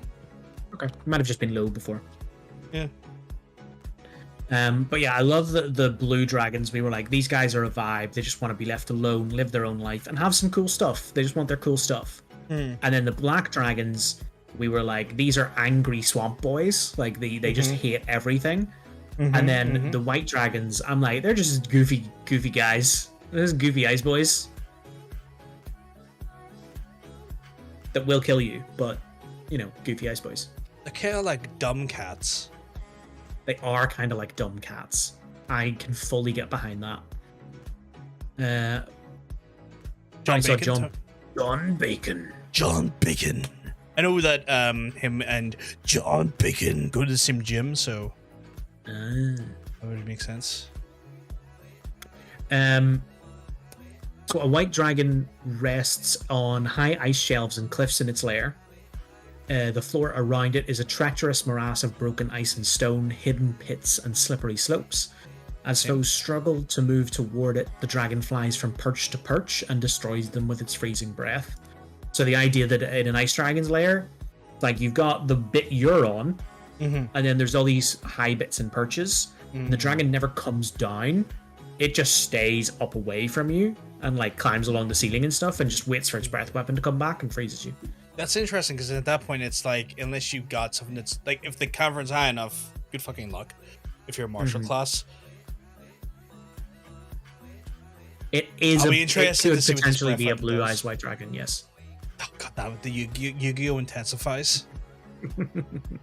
Look, like, it comes down to one clear tactic, right? You just abuse Pot of Greed to summon 2 additional cards, and then use Magic's Knight to Pot of Greed again. Yeah. Just keep Pot of Greed. Never stop potting. Never stop greeding. No, wait, that's very Bezos of it. Yeah, but the thing with, like, if the dragon's on, like, a ledge and you're down here, you're going to be at a bad angle, so the dragon's going to get cover, so it's going to have an increased AC against any ranged attacks you try to make, and its AC isn't actually super high, But if you then stack on cover on top of it, it becomes a problem. Yeah. Also, I'm just wondering. I mean, we're gonna find out soon, but I'm also wondering what the fuck is that breath weapon like. But we'll find that out later. Frosty. It's frosty. Brady said a Yu-Gi-Oh sounds like it's the noise so it makes when they throw the cock. So deal with that mental image because I had to. I can see how the guttural nature of like that could sound like a Yu-Gi-Oh. A white dragon's lair is a place of freezing temperatures and profound solitude. Because they like to be left alone even more than blue dragons do, because blue dragons will sometimes interact with other creatures and people to get things or, to learn about what's going on in the world, whereas white dragons are like, no, I don't need to talk to anyone ever. The phrase profound solitude is such a interesting phrase, like not even a vibe so much as like what a unique and weird phrase. I think there's something about the fact that their lair is technically filled with other creatures, but they're all frozen solid, which makes the solitude somehow more enhanced, that it's like, okay, you have all these other creatures right by you and you've chosen to freeze them and have no interaction with them. Dean wasn't allowed to buy the pot of greed mug. Well, that's sad. Forgotten mountain holds, inaccessible chasms, and frozen caverns buried deep beneath glacial ice are typical of the places white dragons seek out to make their homes. White dragons enjoy the mournful sound of the wind and frequently choose lairs with long winding tunnels down which icy gusts can travel. They seldom work to improve their lairs, but when they do, it is often to channel wind currents to create effects the dragon finds pleasing. So they'll sometimes just change the way the tunnels are laid out, because it makes the wind sound different in the night. That slaps. That's good wind sound. It's kind of like they treat it like a wind instrument at that point, like a flute or like an oboe or something then. Yeah, could be. The labyrinthine tunnels and the mirror-like icy surfaces in a white dragon's lair confound would-be thieves and might foil their escape. Do you want lair actions? Yes, give me some lair actions. I need to know what these lair actions do and how fucking frightening they actually are, because the black dragon's lair actions were pretty nasty, and so were the blues. So we'll see how you feel about the white dragons. So it has the same number of lair actions as other dragons. First one is freezing fog fills a 20-foot radius sphere centered on a point the dragon can see within 120 feet of it. The fog spreads around corners and its area is heavily obscured, so you don't have great vision in it. Right. Each creature in the fog when it appears must make a DC 10 Constitution saving throw, which is a really low save. Like 10 is really low. Taking 3d6 cold damage on a failed save, or half as much damage on a successful one. A creature that ends its turn in the fog also takes 3d6 cold damage. Oof, that's a bit nasty. It does stack up. A wind of at least 20 miles per hour disperses the fog. The fog otherwise lasts until the dragon uses this lair action again, or until the dragon dies. So that damage can stack. Yeah, but which is why it's kind of making it nasty. The worst part of it is heavily obscured, because it means that you'll get disadvantage on all your attacks. Yeah. Which you don't want. So it can drop that fog down, stay up on a perch, so that it gets higher AC from the cover, and that you have disadvantage on your attacks. Yeah. Which is a bit of an unfair combo, but it is the thing it can do. They're autistic. Like... Hunter says that he's finding basically all dragons are autistic, which checks out. Yeah, I think there's definitely a vibe of that. I think you're also pretty bang on when you talk about them being kind of like cats. I do get cat energy from dragons as well. Like as you're explaining them just more and more, it's like, yes, this is a fucking cat. Like there's just no two ways about it. That's a fucking cat. Yeah. And like cats, Hunter says cats are also autistic. I don't disagree with that as someone who is a cat that is, individual. Is a nice way to describe Frank. A unique little lad. Dogs are ADHD. Yeah, I vibe with that as well. Yeah. I can see that. Second layer action. Jagged ice shards fall from the ceiling, striking up to 3 creatures underneath that the dragon can see within 120 feet of it. The dragon makes one ranged attack roll that has a +7 to hit against each target. On a hit, the target takes 3d6 piercing damage. So that one's not as bad. Both in terms of damage, like the damage is roughly the same, but you only can take it once. And there also has to be a roll to hit made. But it's worth remembering that the dragon can't use the same layer action twice in a row. Right. So it has to mix it up and use some of these different ones. So that's why some of them aren't quite as bad as others. Yeah. Third one, and this is why when you were talking about, like we were talking earlier about a dragon not fitting through a door and just smashing through it instead, I was like, that's kind of true. The dragon creates an opaque wall of ice, you can't see through it. On a solid surface, it can see within 120 feet of it. The wall can be up to 30 feet long, 30 feet high, and 1 foot thick. When the wall appears, each creature within its area is pushed 5 feet out of the wall's space, appearing on whichever side of the wall at once. So you don't get like Overwatch May raised on top of the ice wall. It's that you end up on either side of it. Each 10-foot section of the wall has an AC of 5, which is really low. 30 hit points, vulnerability to fire damage, and immunity to acid, cold, necrotic, poison, and psychic damage. The wall disappears when the dragon uses this layer action or when the dragon dies. So the way it would use that is to split the party in half and just focus on messing up one person or one half of the party, while the other part of the party has to spend a certain amount of time breaking through the wall to be able to get back into the fight. And because it specifies that the ice wall is opaque, you can't cast spells through it because it's like a creature you can see. It's like, no, you can't see anymore because the wall's in the way. So you can't even heal the people on the other side from you. Oh, fuck, okay. That's fucky. Yeah. And the thing of the... Sorry, go ahead. No, it's fine. I was going to say the thing of the doors, that's the first bit of it, where it's like, it makes these walls. The second bit will come up later and make sense then. It's because I wonder, like, what is the because no way their breath weapons change depending on the dragon, for example, cone versus line. I'm wondering, the shape of it. So I'm wondering, like, okay, if it separates half the party or part of the party, what is that? What is that breath weapon like? And how can that be like used in conjunction with these ice walls to do incredibly devastating things? You know. So I can tell you that a white dragon's breath weapon is cone shaped. Right. Okay. So what it could do, I mean, the thing is, the layer actions take place on initiative count 20. They don't take place on the dragon's turn, because they're a thing that just happens as a result of the layer rather than the dragon. It does kind of make them happen, but kind of doesn't. So if the dragon is able to plan around layer actions, which a white dragon might not, because it's not that smart, having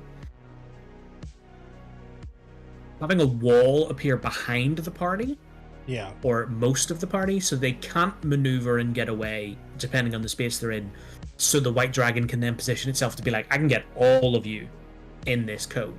That is awful. That is really devastating. Yeah, that's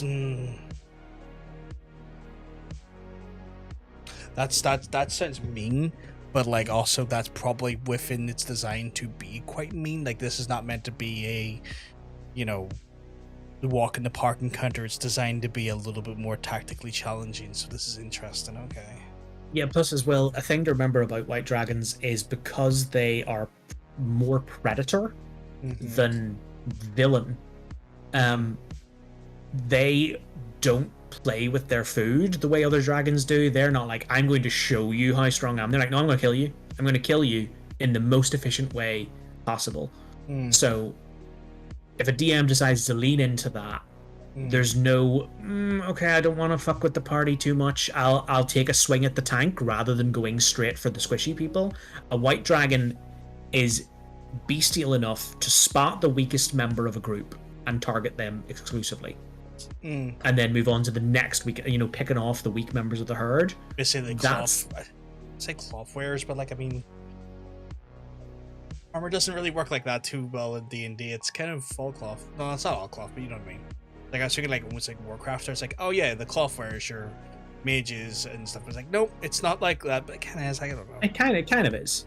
So yeah, it's likely to do that. It's going to be like, who are the healers, the mages, the sorcerers, the ones that I can take out very quickly, and then focus on the ones that will take a little bit longer because they've got more health. And like it's one of those ones as well. It's like, I'm trying to think back to all of like the wizards and like sorcerer spells. Like they're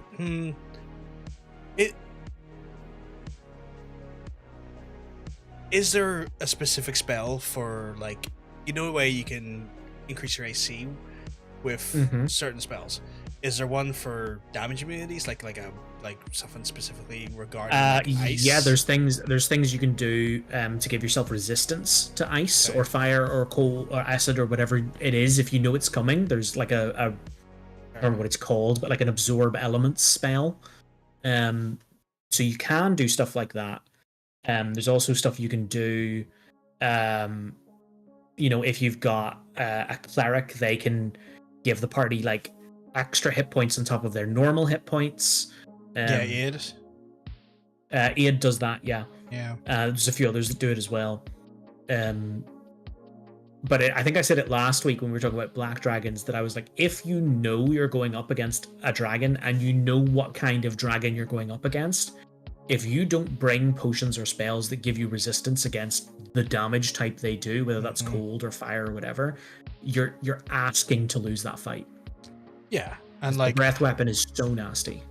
It's so nasty, plus the mixture of the lair actions and stuff as well that are coming into play as well. It's like, I mean, we haven't necessarily, I don't know the challenge written yet, so I'm kind of I don't know what the type of like level encounter we should be expecting this boyo at. Do you want to know the challenge rating, or would you rather wait?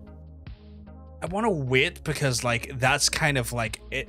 When we get into the stat block itself, I feel like as soon as we find out the challenge rating, that does kind of flavor or frame a lot of what is to come damage wise when it comes to like damage dice and the nastiness of spell effects, as well as maybe their stats as well. Yeah. It does have two other layer actions.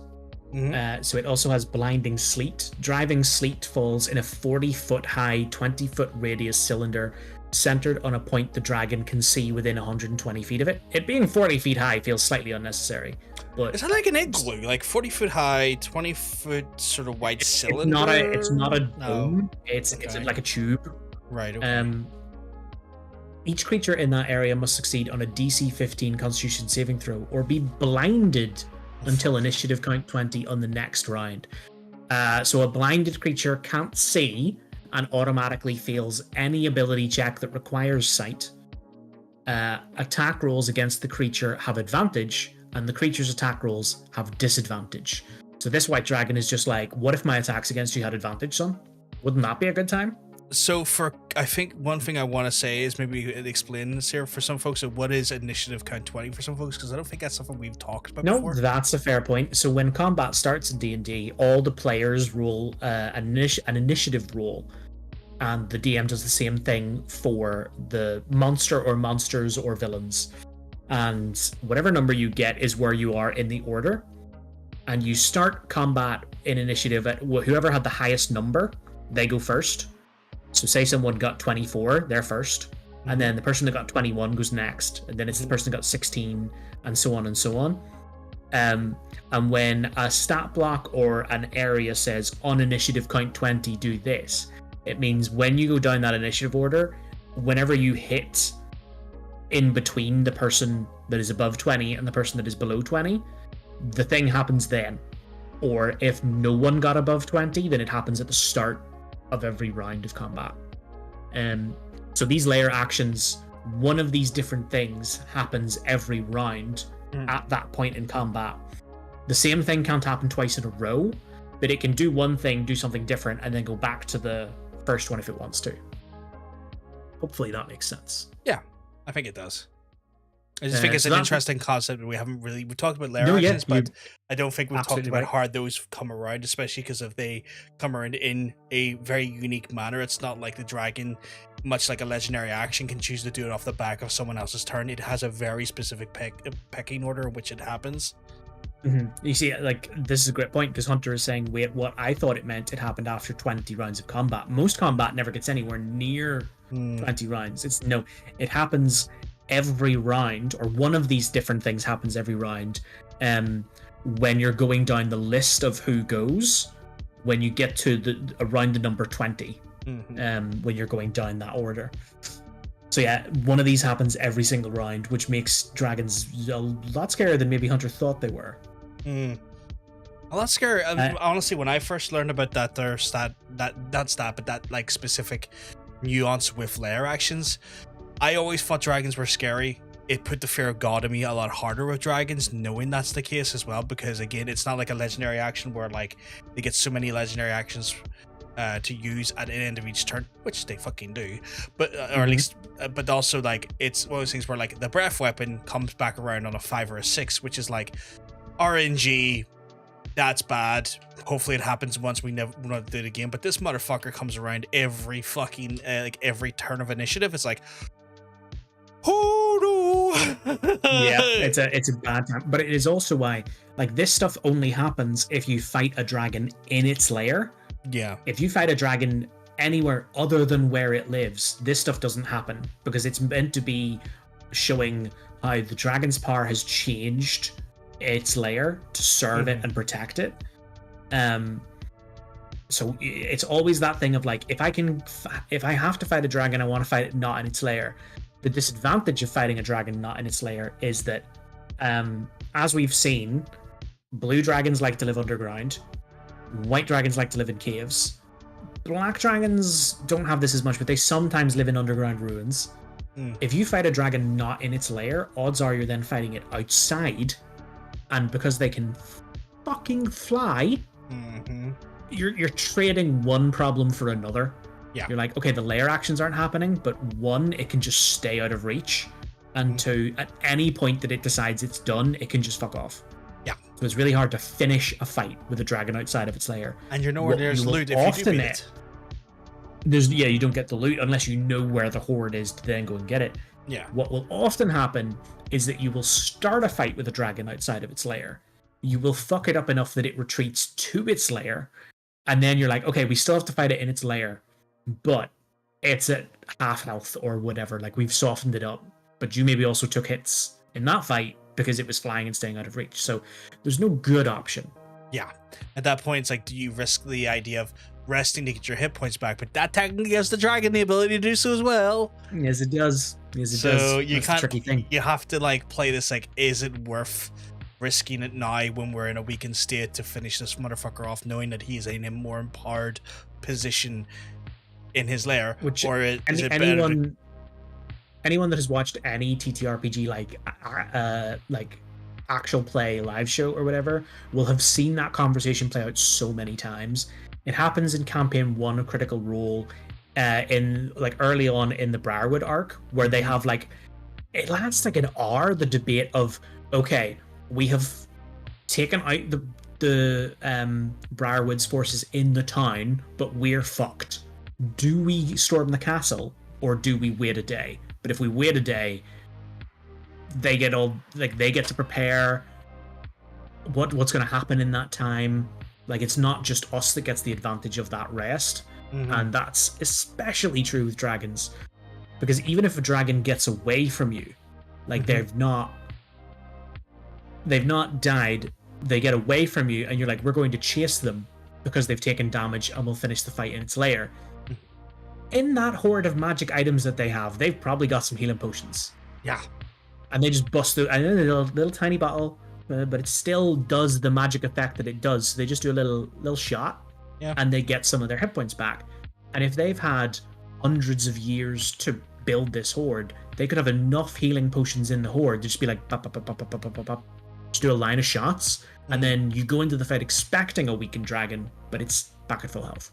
Yeah. So you've gained 0 advantage and only worn yourself out. There is literally no good way to fight a dragon unless you can manage to fight it outside of its lair, but also underground.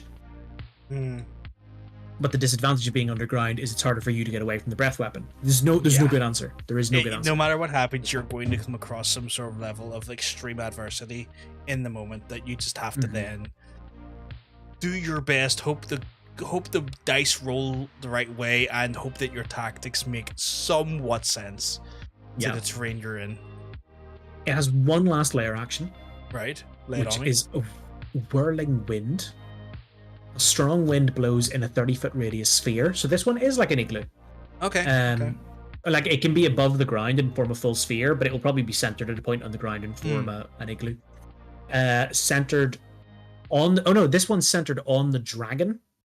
So a 30-foot ball of wind forms around the dragon. So it's a sphere if the dragon's in the air, and it's a dome if the dragon's on the ground.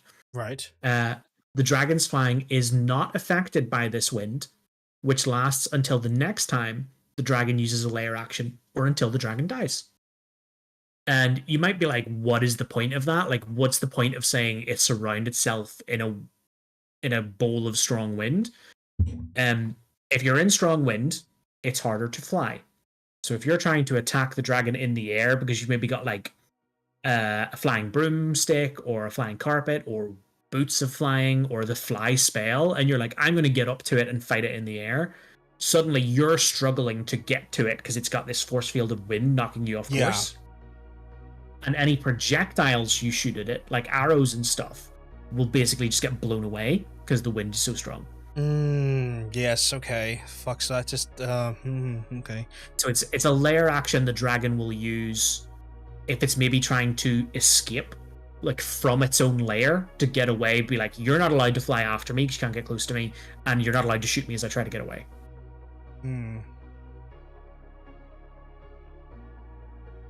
So it's not as dangerous as any of the other ones, but it's tricky. It causes its own problems in a very specific scenario. Yeah, like that's the thing, is like not every layer action is going to be direct damage, but it still causes a tactical nightmare for you. Yeah, I mean, out of all those layer actions, the one that I think is the toughest to deal with is the one that can blind you, because your attacks then have disadvantage and its attacks against you have advantage, and you do not want a dragon rolling a critical hit on you. You just don't want it. Nice, no. I am going to very quickly nip to the loo. I'll be back in like 1 minute. So yeah, take your time, dude. I don't know if you feel comfortable, being on your own channel, but I'm gonna have to leave you to it and hope that you manage it. Okay? No, it's all good, dude. It's all good as long as I don't get called out randomly. But yeah, go look after yourself. Piss command. Go piss, girl. Hey, folks. Hope you're all having a good PvD so far. I mean, fucking, it has been like heavy dragons for the last few weeks. We're loving it. Obviously, we got more dragons to come in the next wee while. Wait, what? I'm confused by the calling out John randomly. I'm very, very confused. Confused the hell out of me there for a second. But yes, obviously, we got some more dragons coming up with in regards to obviously red dragons coming up next as well and whatnot. Don't worry about it, it's all good. Top of that there, obviously, if you have been joining us and have been enjoying the stream, of course I'm going to just assume it was gay. That's all I'm going to do, just assume it was gay. Obviously I'm going to encourage you, if you haven't been enjoying the stream, is to hit that like button if you're on the YouTube side of things, and the subscribe button if you're watching us on the YouTube side of things. If you're on the Twitch side of things, why don't you go hit that there follow button, that way you don't miss it in the live stream as they go live. If you want to obviously check out Mr. John Sense, I would suggest that you can do so on the following link, because obviously we've got him all over the shop, and here's just a wonderful channel you can find him on, where he streams throughout the week at his convenience. I'm going to put that into our YouTube chat as well, just so YouTube also get a little booth of it if it wants to send it on over. I think it's just being an absolute incredulous slut, but if it's went free as well. So if you want to check it, John says, regardless of what platform you're on right now, check out the link we just put into the various chats there. You can see him on those various, on his own channel, those various different links. Hello. Welcome back. I am free of piss. Free of the piss. We love to see it. So yeah, those are a Wet Dragon's layer actions. I think the blinded one is particularly nasty. but it's no more nasty than the Black Dragon's Bubble of Darkness, which does the same thing functionally. It's just that it's magic darkness you can't see through versus there's so much like sleet and snow in my eyes that I can't get a clear look at anything. It's more thematic to the actual style of dragon we're dealing with. Other than that one, I actually don't think overall a White Dragon's Lair actions are as nasty as the Blue Dragons or the Black Dragons.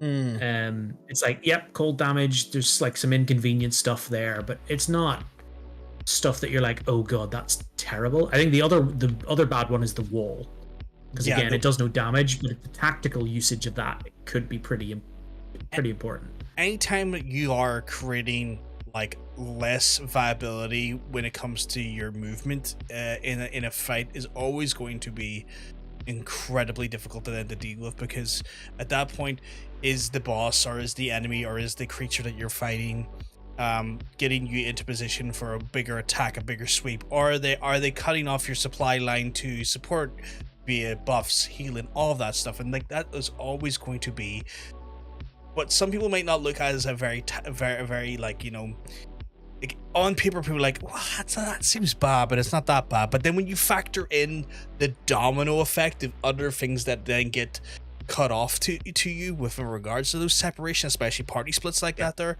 it can be the big domino that ends up knocking a lot of our small ones down and fucking up the whole run. You know what I think the most evil thing a DM could do with it is focus on a party member, drop them to 0 HP, lock them behind a wall. I mean, oh yeah, because I mean they could stabilize, but it doesn't stop the creature or the enemy from going ahead and attacking them when they're trying to stabilize. Oh no, I mean like bring someone down to 0 HP, and put the wall between them and the dragon and everyone else. That person is left just with death saving throws. No one can get to them to heal them, and they don't have the luxury of being like, we'll just break through the wall and it'll be fine, because the dragon is actively fucking them up while they're trying to do that. That's, I think, you could do what you're saying, where you basically lock the dragon behind the wall with them, so that they just rip through them and drop them to dead, like no death saving throws. I prefer the idea of locking them behind a wall and the dragon staying with everyone else, because it feels more tense for the players, of like, okay, it's less certain what's going to happen. It's still very evil. It's still extremely evil. It's still very, like, even that dark. Yeah, it's more tense and it's less likely. It gives a chance. That's still, that's frightening. This is where like evil DM John Sense is coming out. Because I talk about different things you could do as a DM, and when I talk about these things, like these are things I would do against a very experienced party that wants a challenge. It's the sort of thing where you asked for challenging combat with high stakes, so this is how I would deliver it. But it's not generally how I prefer to run a table. No. But it's the sort of thing that I think if you locked someone behind a wall at 0 hit points and the dragon is fighting everyone else, I think that's the moment where everyone at the table starts like really clicking into strategy, being like, okay, you need to do this, and I'll try and do, like, you really have to figure out what you're gonna do. Yes. And that's the sort of thing that if you're successful afterwards becomes the highlight of a campaign. You talk about that for years. If you're not successful, it just feels kind of shit. It's the risk you take as a DM. It's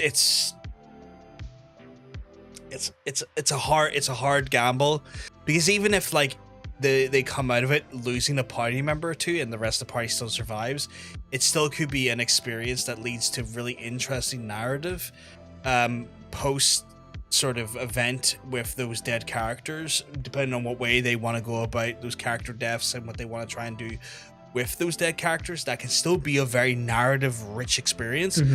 But that is also one of those ones where, like, before you ever set up the campaign in your session 0, it is like, yes, how are you with major character death? And they're like, oh yeah, we don't mind if like a really important NPC's like, no, yours, bitch. Yours, like, yours. There's some people that play D&D and they're like, I don't want my character to be gone. I don't want to have to make another character. I want this to be my character. Yeah.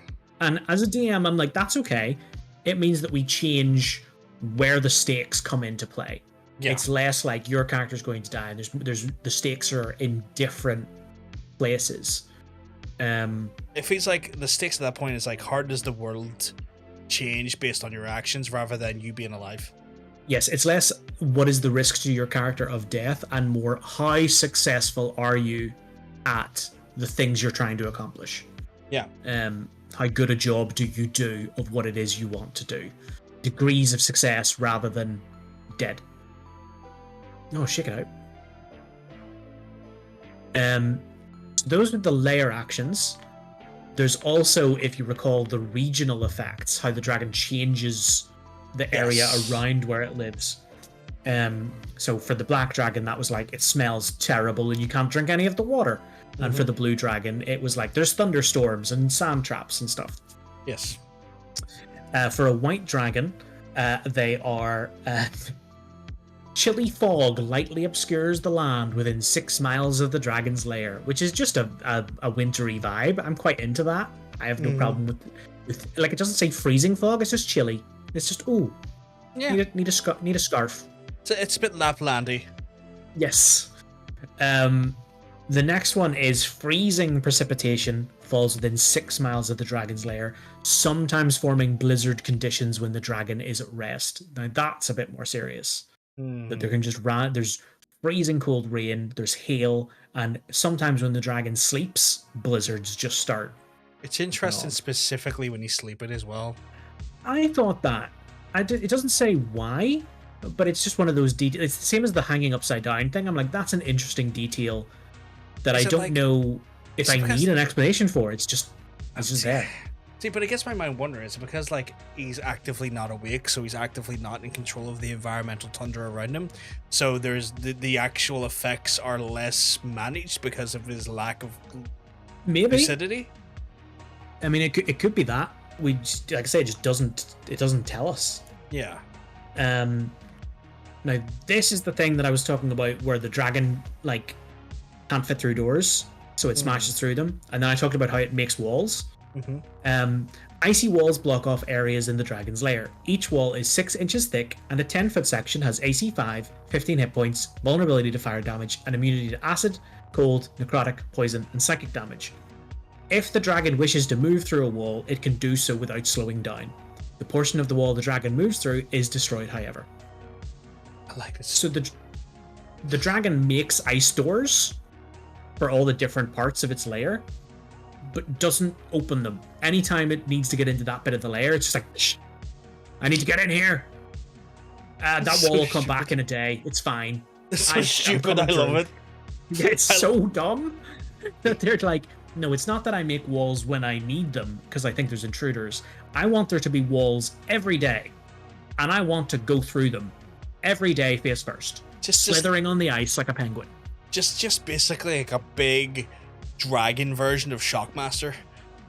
Yes, that it's like I could make archways. I could make ice arches that I squeeze through.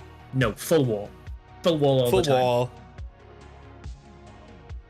Big scaly cat is exactly what it is, and that's just it's another thing that makes me really like the white dragon. Like, I like the blue dragon because their vibe is so good. Yes. And I like the black dragon because it's like, if you need the evilest dragon that is evil because evil, the black dragon will fill that purpose. Yes. And I like the white dragon because they're so stupid. They're just like, I'm upside down. Ooh, slippery ice, smash. It's like, man.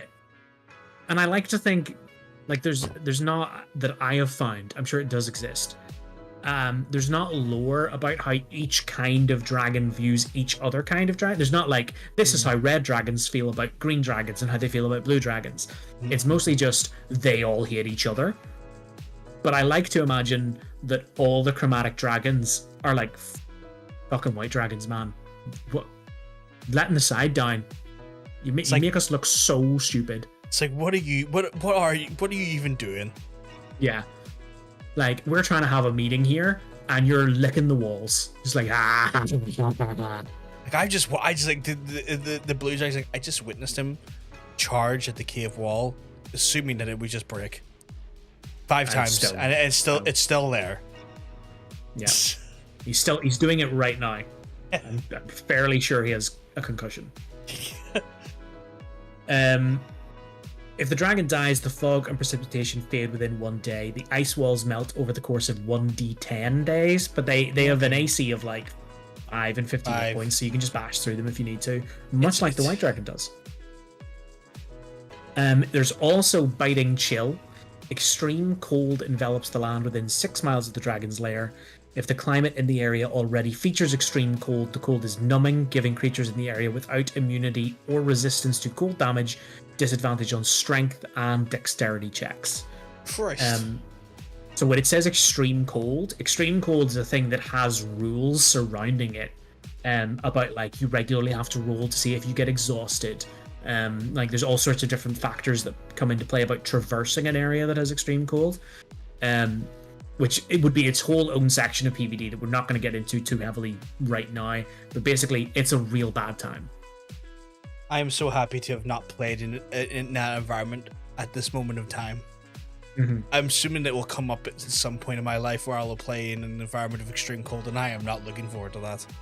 It's not great unless you're specifically geared out for it. Yeah. Like when it says extreme cold, it means like South Pole cold. Like, yeah. If you don't have the right gear, you're gonna die.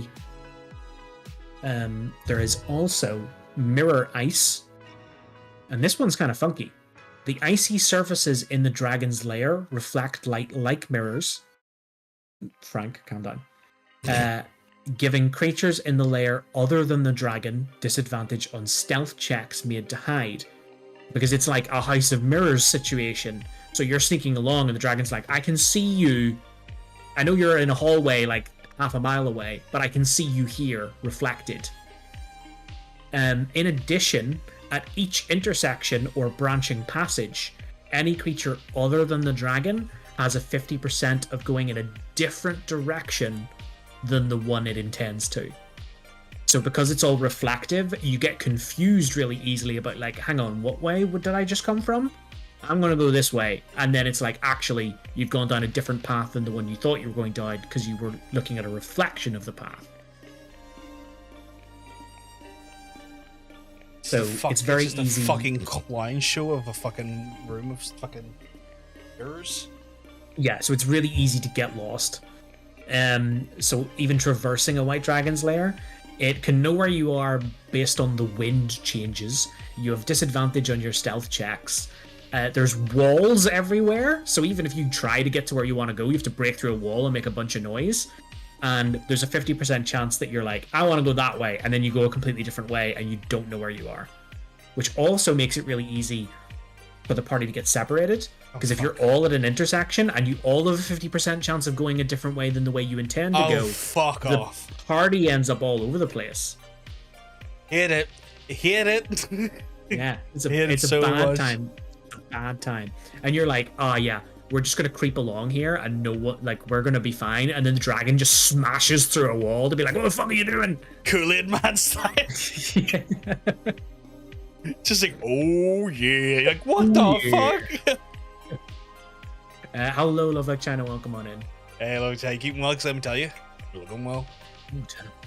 Portrait D says a white dragon almost completely fucked her party up after it destroyed their airship while they were on it. They eventually got it by getting it to land and then throwing up an immovable fortress in its mouth, so it was pinned to the ground. That's impressive. How the hell did it have a whole fortress in its mouth? I assume that either it was a spell where they created one inside its mouth. Yeah, but like, it was like an item that's like a little miniature version that then increases in size. Okay. Dragon was a throat goat. Damn. I need to get lessons. Okay. So those are the regional effects. My favorite is by far the mirrors layer thing. No comment. No comment.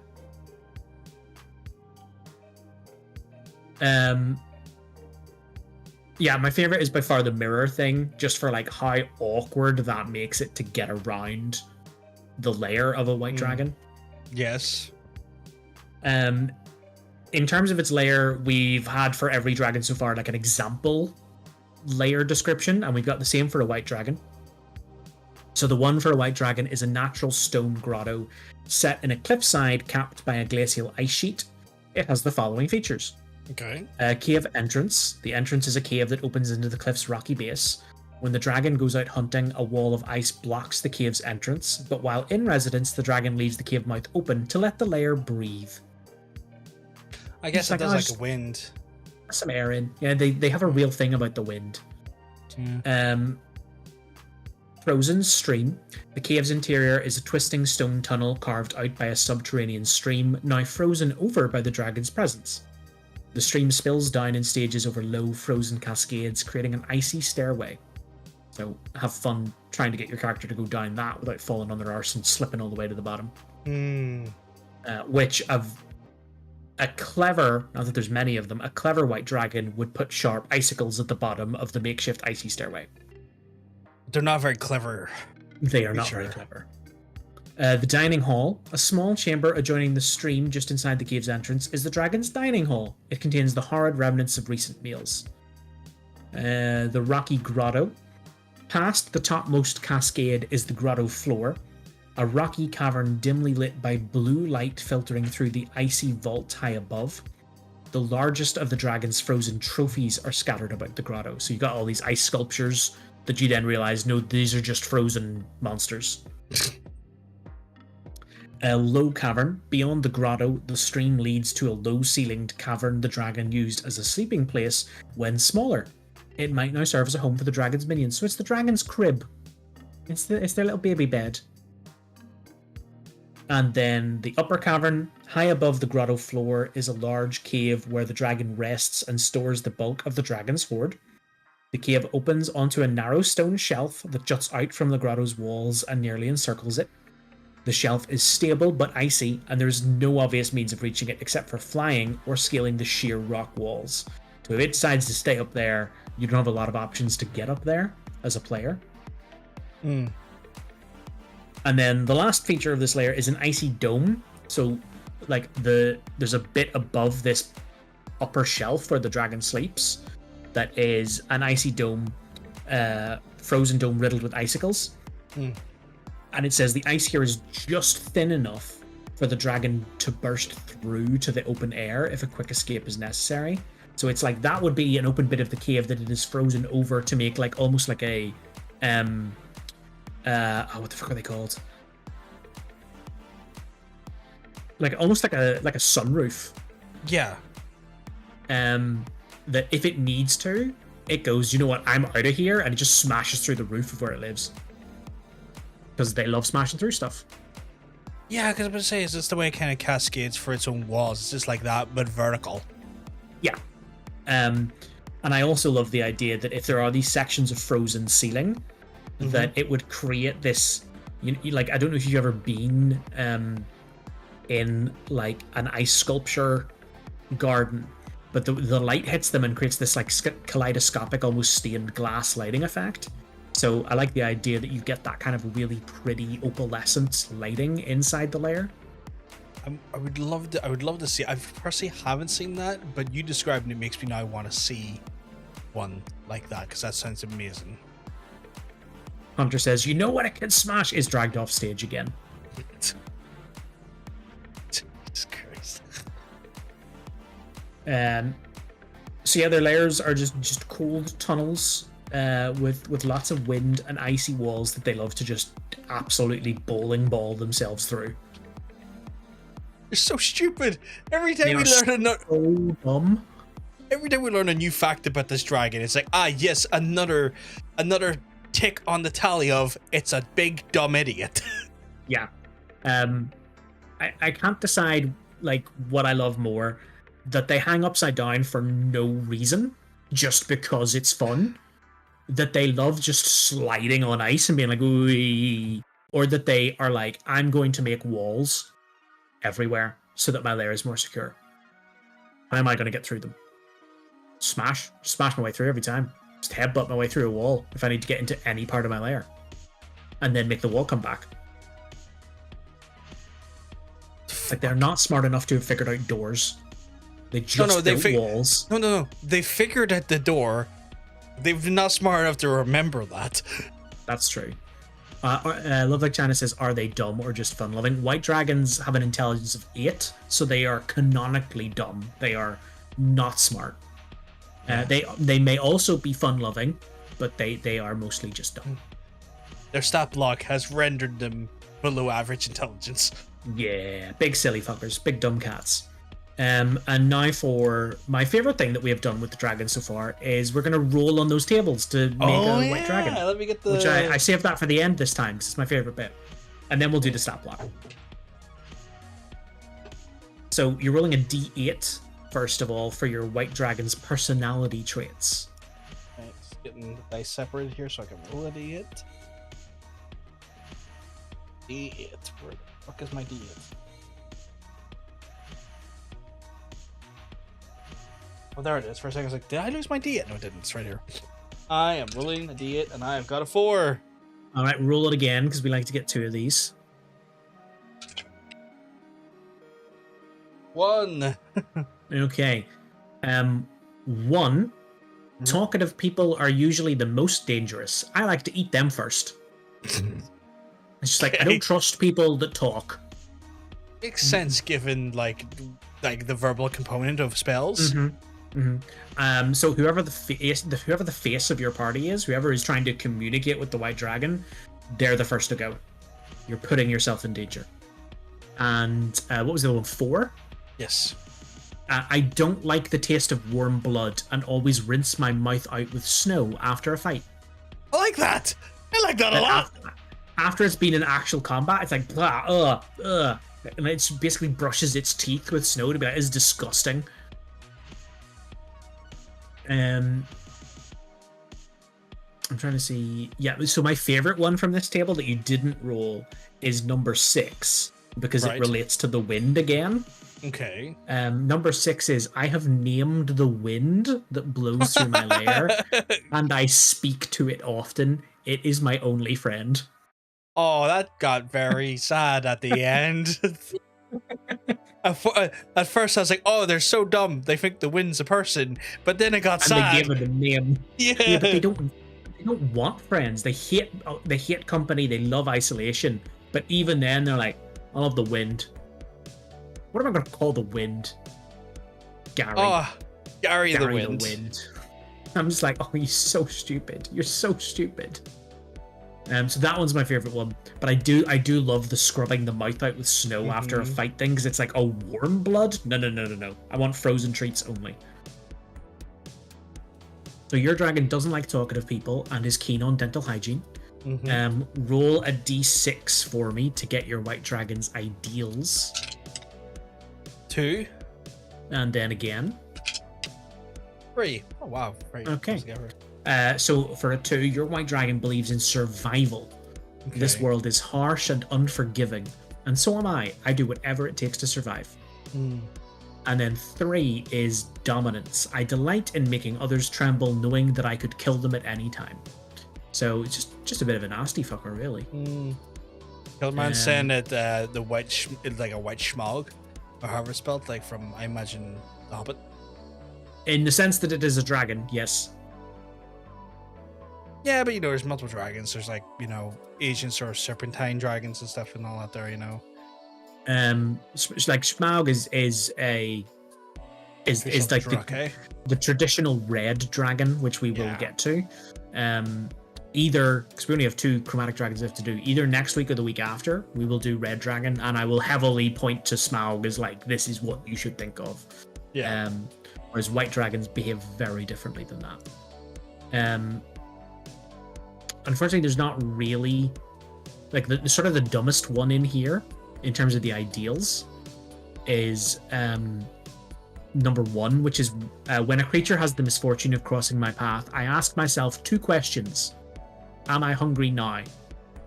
If not, will I be hungry later? Which, I mean, the answer is always going to be yes. You're gonna get hungry, my friend. What a dumb question to ask, but okay. But it has to ask that question of like, am I gonna be hungry later? Am I gonna be hungry later?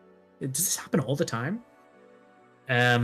Are we doing a dragon again next week? Yes, because chat voted to do the chromatic dragons as a block, and then we would take a break before we did the metallic dragons, and then we would take a break before we did the gem dragons. Gemstone? Yeah. We've got 2 more chromatic dragons to do. Green and red, right? Green and red, yeah. Green and red are what we have left. Yeah.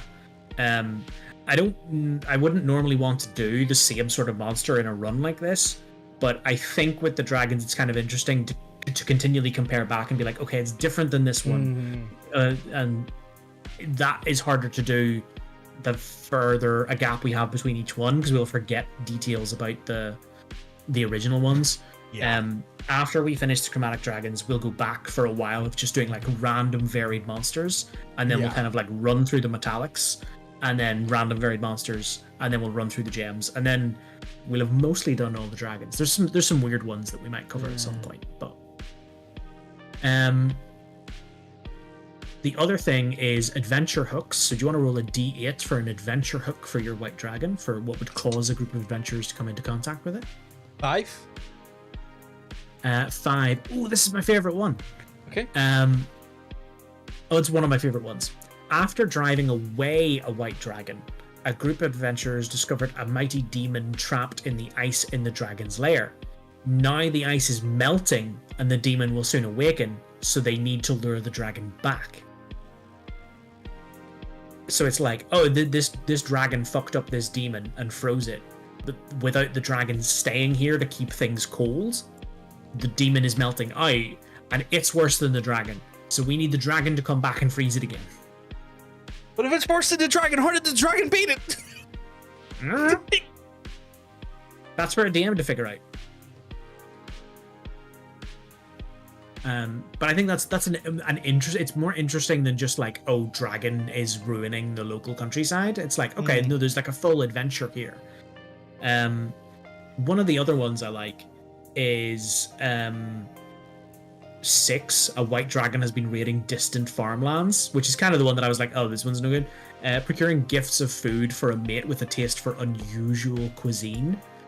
So it's like trying to woo another white dragon, and that white dragon's like, I've never tasted tiger. Bring me some tiger. And it's like, right, fine, fucking hell. And then it's like, I've never tasted a queen. Bring me a queen. I've never and it just keeps making these demands. So this white dragon keeps going out and being like, I have to get this weird shit. Which I like the idea of there being a white dragon that is terrorizing this part of the world, and the adventurers are like, I can't figure out what it's doing. It's just taking random stuff, like random animals or random people, or like a random like merchant wagon full of like vegetables. Like what is its deal? And then you find out that it's just a simp for some other dragon that is giving it a list of demands of like, yeah, you don't get this Dragosea until you bring me like the finest star anise. 1 second, I get a phone call here. No worries. Answer that phone, daddy. So that was a fast phone call. Fucking wish you were getting a phone call. Yeah, I will have to walk off for 2 minutes if that's okay. That is fine. That is absolutely okay. Grand. Okay. You do what you gotta I will do. be back in a second. I'll leave you all in the very capable hands of Mr. Johnson. I'll speak to you soon. I will go through some of the other ones that are here just while we have a minute to do so. There is one where it's that a white dragon has been exacting vengeance on a rival silver dragon by killing off the silver dragon's humanoid companions. So the idea of like, silver dragon has some adventurers that do good stuff for it. The white dragon knows it can't deal with the silver dragon, so it's like doing the mafia thing of, well, I'm gonna go after your friends and family. That's my approach now. I can't take you out head on. I'm just gonna stalk around and kill everyone that means anything to you. You fuck shit up so he never makes that mistake again.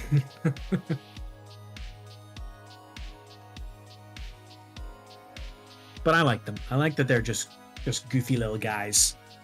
Like evil, and will eat you. But they're just big dumb ice cats, and there's something to be said for that. Sure, there is an ice cat monster somewhere in D&D, but until then, we'll make do with white dragons. Some of the other like ideals and personality traits. The personality traits are fun. What's one of the ones that I liked? Whenever I encounter a new type of creature, I try to lure it back to my lair so I can add it to my collection of frozen trophies. Of just like, I don't have one of you. Do you want to come back? Do you want to come back to my place and not be a frozen statue? That would be weird. But just hang out. Just hang out. Get a frozen statue. It was just the fun idea of the white dragon being like, I've never seen you. I don't know what your deal is, but I think you'd make a great decoration.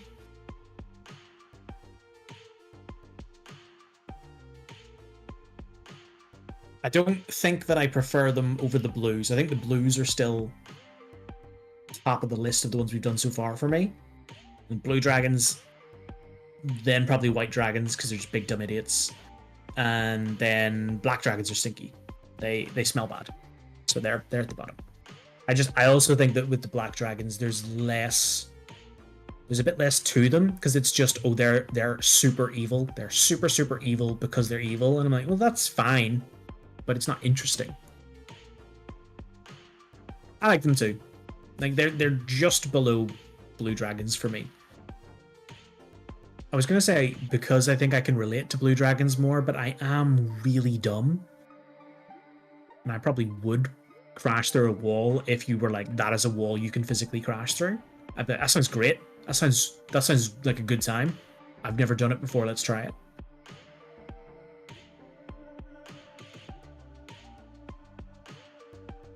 You don't get to tell me how dumb I am. I'll decide for me. Dumb can be. How's everybody doing though? I don't want to just like run through all the dragon like traits and ideals while PBG's away. How are we all doing? Are we vibing? This wall will regen no matter what. Bet, son. Oh, I realized that we haven't gone live on all our platforms yet, so I'll fix that. There we go. Now we're live on all our platforms. It's not really a stream if you're not live on Pornhub.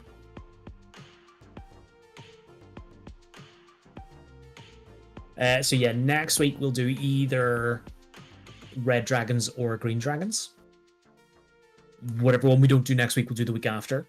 And then I think we'll all at that point be kind of happy for a little bit of a break to look at different monsters and get some variety going again. Especially when it comes to the question of which you fucking. You're good. You're painting little reserved signs for your friend's book lunch. Oh, that's cute. We love a book lunch because we love books, which is another reason why I vibe with the blue dragons. I sing along to the music I hear. You guys can't hear it, so that probably seems weird.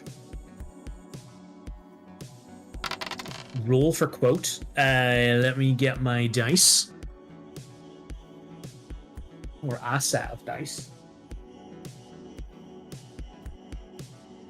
I'll grab our spare dice. We have a tray of like random spare dice for any time we just need dice, which comes up more than you would think it would. Like now. I'll just grab a handful of randoms.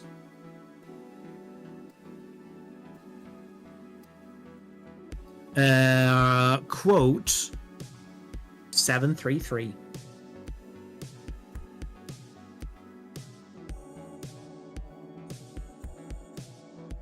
Well, 733. Judge me, but don't judge me. Like, judge me in a way that I get off to, but don't judge me for that, is what I assume that means. You're also good. Contemplating a little nap. Got up to hike early. You deserve a nap. Have a little nap. Welcome back. You're muted. I should be back now. There you go. But yes, I keep forgetting I have like a little thing on my no, the mixer, and I can just tap the top of it, and it just mutes my mic. It's really handy. It's really nice. It's really nice to have a oh shit, I need a. But now you fucking can, you know? Yeah, because I can just boop the top of my mic and it turns it on and off, which is handy as well. Yeah. Love Like China says PVG. Yes, I had to cut up an old lady's melatonin.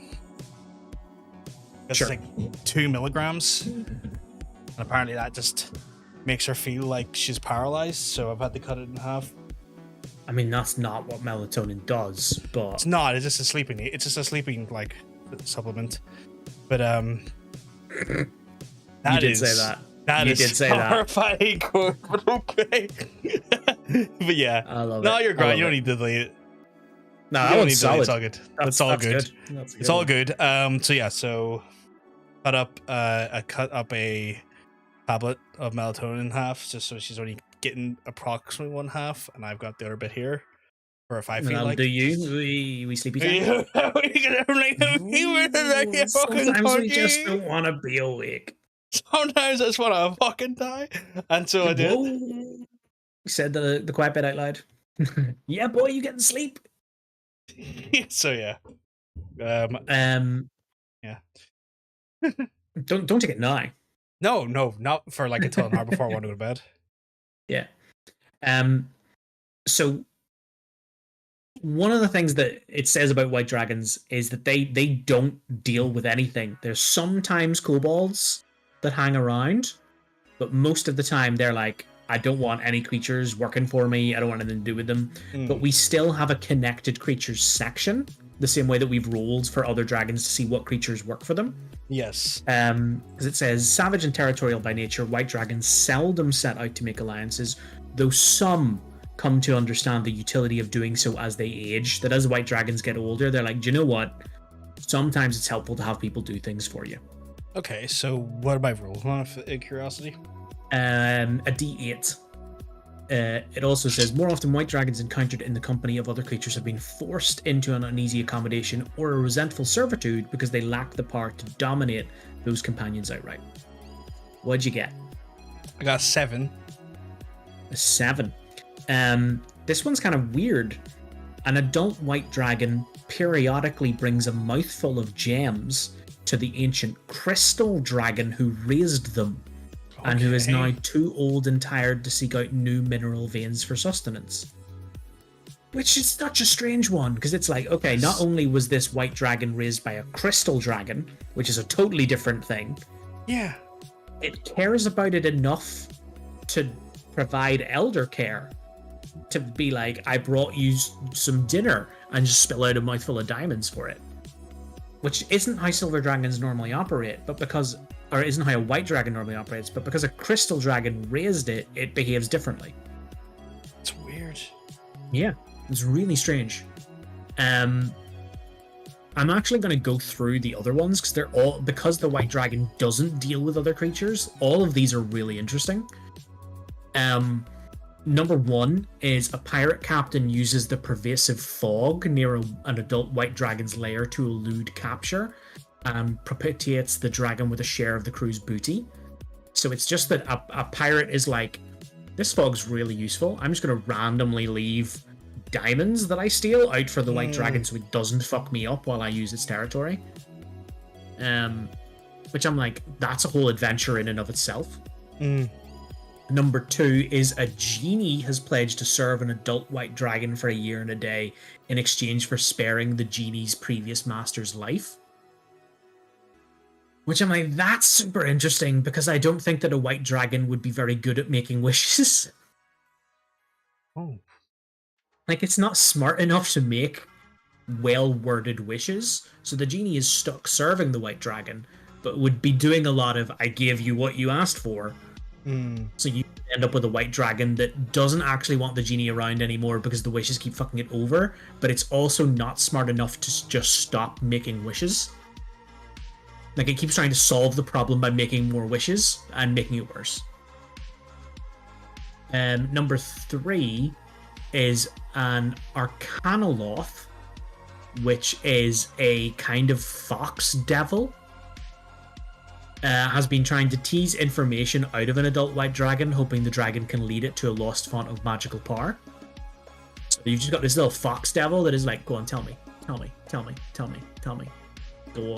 you want to tell me. Number 4 is an adult white dragon captured by devils decades ago now serves as a mount for an ice devil. So you've just got this ice devil riding a white dragon around, which I'm like, I don't want to fight that. I don't need that in my life. That is awful. No, thank you. Number 5 is a beholder manipulates an adult white dragon into eliminating its enemies by inventing ways in which these foes have supposedly offended the dragon. So the beholder, who has enemies, it just goes to a white dragon, is like, they're talking shit about you. Here, they said you're shit. Go on, go fuck them up. Which again, from like an adventuring point of view, I'm like, I don't want to fight a white dragon and a beholder at the same time, or one after the other. I don't want it. Awful. No, fucking nightmare fuel. 6 is just that a storm giant and an adult white dragon are engaged in a deadly game of cat and mouse, leaving a trail of destruction behind them. That one's fine. Yeah. And then this is my favorite one, because I talked earlier about the dragon making like ice slides for itself. It is a clan of winged kobolds. Treat the air currents and ice slide of an adult white dragon's lair as an obstacle course. The dragon enjoys devising increasingly hazardous routes for the kobolds to tackle. So the kobolds are treating this white dragon's lair like a ninja warrior course.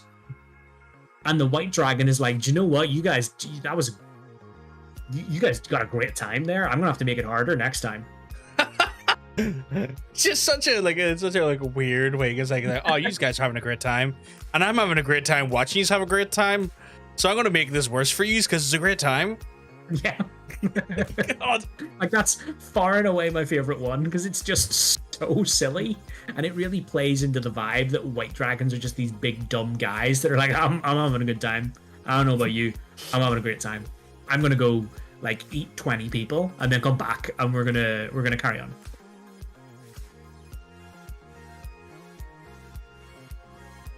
That guy said you can't use doors. The beholder, yeah. That guy said you can't use doors. He says you can't smash through walls. You're not strong enough to smash through your own walls. I love them. I fucking love them. Stat block. We'll finally get to the stat block. What challenge rating do you think a white dragon is?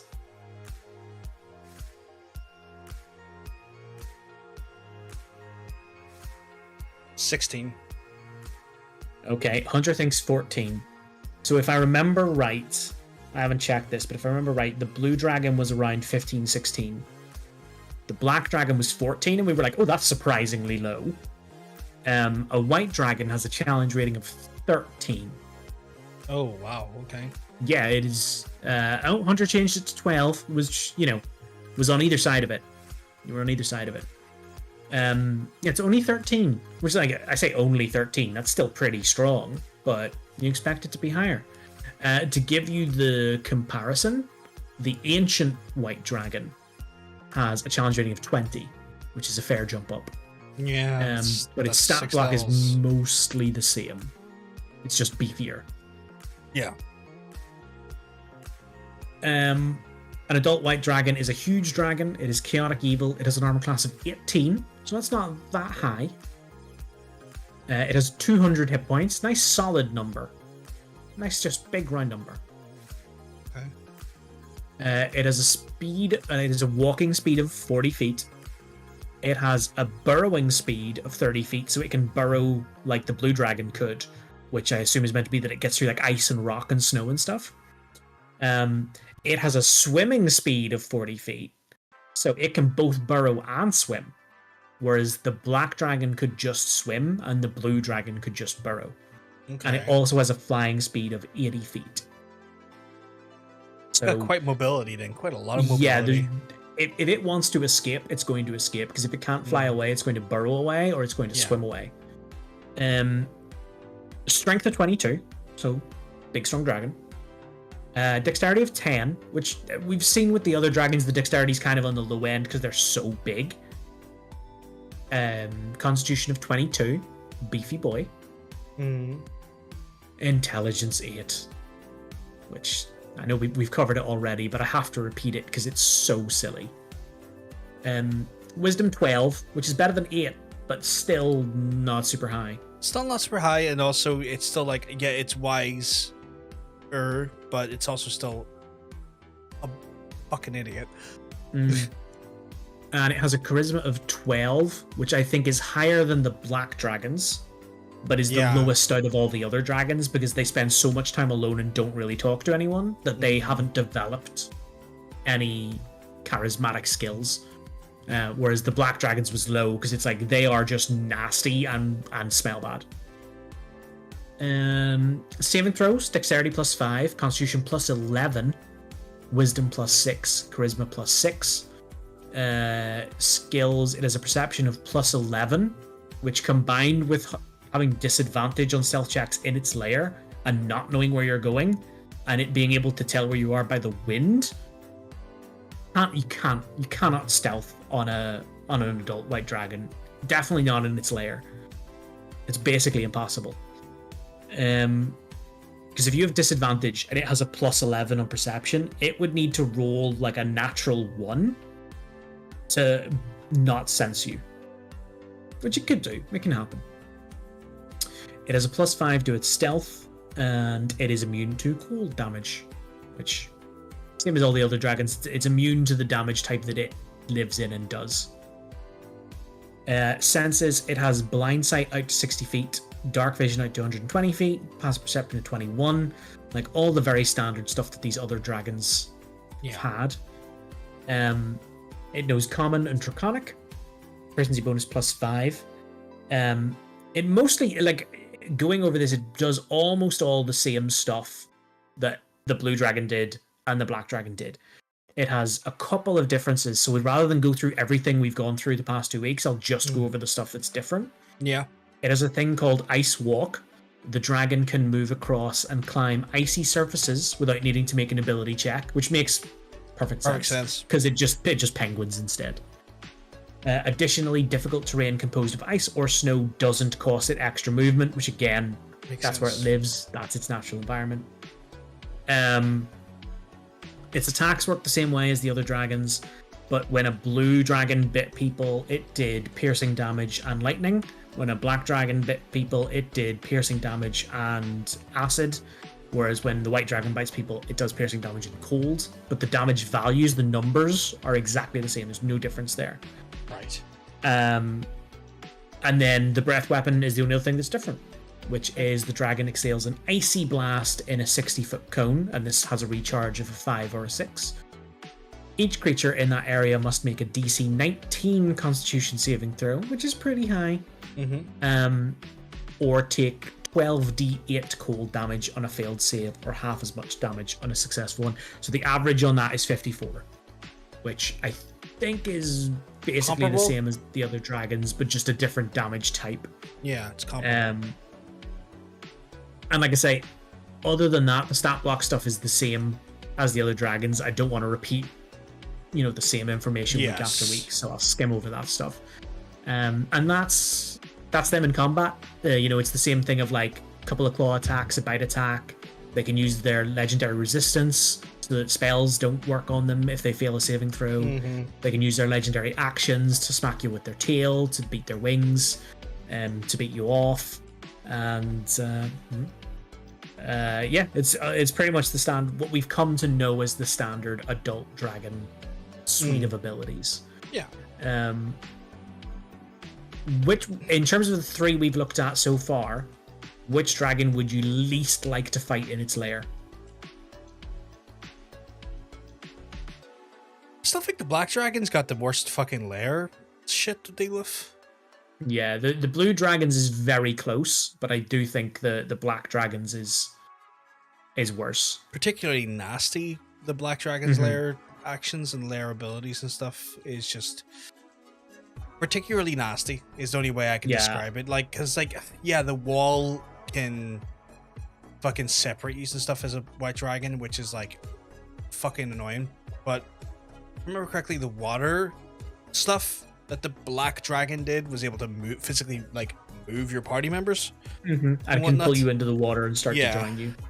So like that there, but just because it can physically like take some of your autonomy away, or like and fuck with your like your placement, that's so much worse in my mind.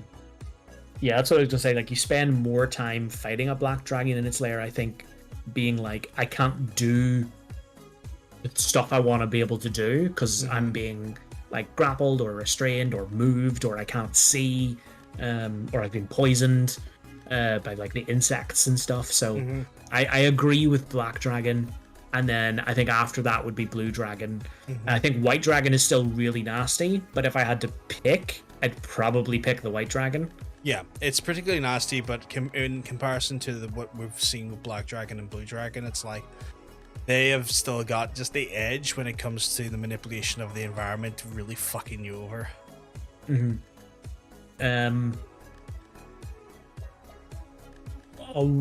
terms of which one's your favorite so far, like what's your ranking? I'm weirdly still blue as top. Blue. You never forget your first. White, black. Yeah, I agree with that. I was saying when you were away that's kind of where I fall with it. But the blue and white dragons are very close. Really like close. There's not a lot in it. Their vibe is super different. For Hunter, it's white dragon, blue dragon, black dragon. But I vouch for my depressed swamp boys. It'll be interesting by the time we've done all 5. Yeah. To see kind of, where that shuffle ends up. Yeah, where that standing order sort of lays and where it goes at that point. Yeah. Red and green might come out of nowhere to really just smash through those top tiers. They could do. In terms of a white dragon, I feel fairly confident in saying that you would fuck it. Oh, smash.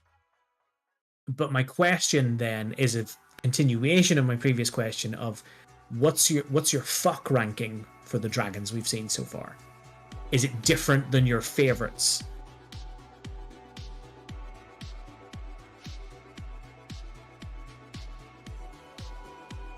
Keep in mind, everything about the white dragon is going to be cold, which it could be good or bad. It depends on how you view it. Yeah.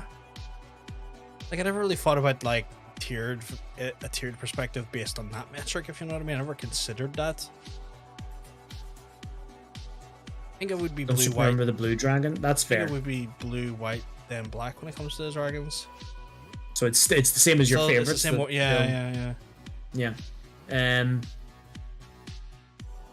Hunter likes that this one's not going to talk to you. It's just going to take what it wants. Anyway. There's consistent themes emerge with how Hunter feels about some of the monsters. Teapot Shark says blue is still the best, but the hanging upside down thing is goofy enough that the white dragon wins some points over the black dragon. Hangs upside down, slides along the ice like a penguin, smashes through walls, builds obstacle courses for kobolds. You gotta put it above the black dragon. You just have to. So that's white dragons. I know that that feels like we end up ending really rapidly when we cover a dragon, but it takes so long to do the other stuff that when we get to the stat block, I am like, we've seen all this. Let's take a break. It's one of those ones as well. Like you kind of forget how much you've been talking about dragons for. Like, we started talking about dragons over an hour ago, and it doesn't feel like it's been over an hour. But like we started talking about the dragon, I want to say about 45 minutes ish into the stream, and it's near the end of the stream. About that, I've been starting Monster of the Week earlier for the dragons because I know they've got so much content, which we love. Like we love that there's all this wealth of information compared to other monsters where you get maybe 2 lines. But it does mean that Monster of the Week takes significantly longer to go through than it does for like just random monsters that we've picked out. And that makes total sense as well, because like again, there is just so much to cover regarding these beasties, and it's not a simple matter of like, oh, this is easy enough because we can just fucking like skirt around this stat block because like 90% is the same. Yeah, but where the meat is they're very individual personalities and the individual influences that personality has, and also the just very nuanced ways in which you can create adventures and the preset adventures with them as well. There's so much going on there that they kind of play around with. It's the lore stuff far more than the stat block stuff, because excuse me, the stat block stuff really is just slightly different stats, different damage type. Yeah. Maybe different movement, a couple of different abilities. That's kind of the height of it. Which is, it's good to know those differences, but it's not in this instance what we're really interested in. Whereas some of the other monsters, you get such a short lore section that we end up using the stat block to kind of build the lore out to be like, okay, well, if it can do this, then that would mean that it can do this, or that it would live this way. Yeah. Where this is like so much more, and again, it speaks to the time when Wizards was like differently managed. That like this is what the actual like material looks like now. In saying that, Cynthia Williams is fucking gone.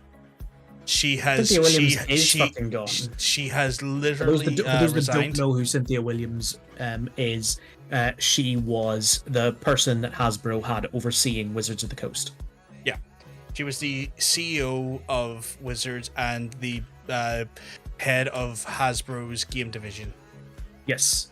I have no confidence that she will be replaced by anyone that gives more of a fuck than she did or is more competent than she was. I have zero confidence that Hasbro will manage to find someone to do that. It's highly unlikely they're going to put someone passionate in there.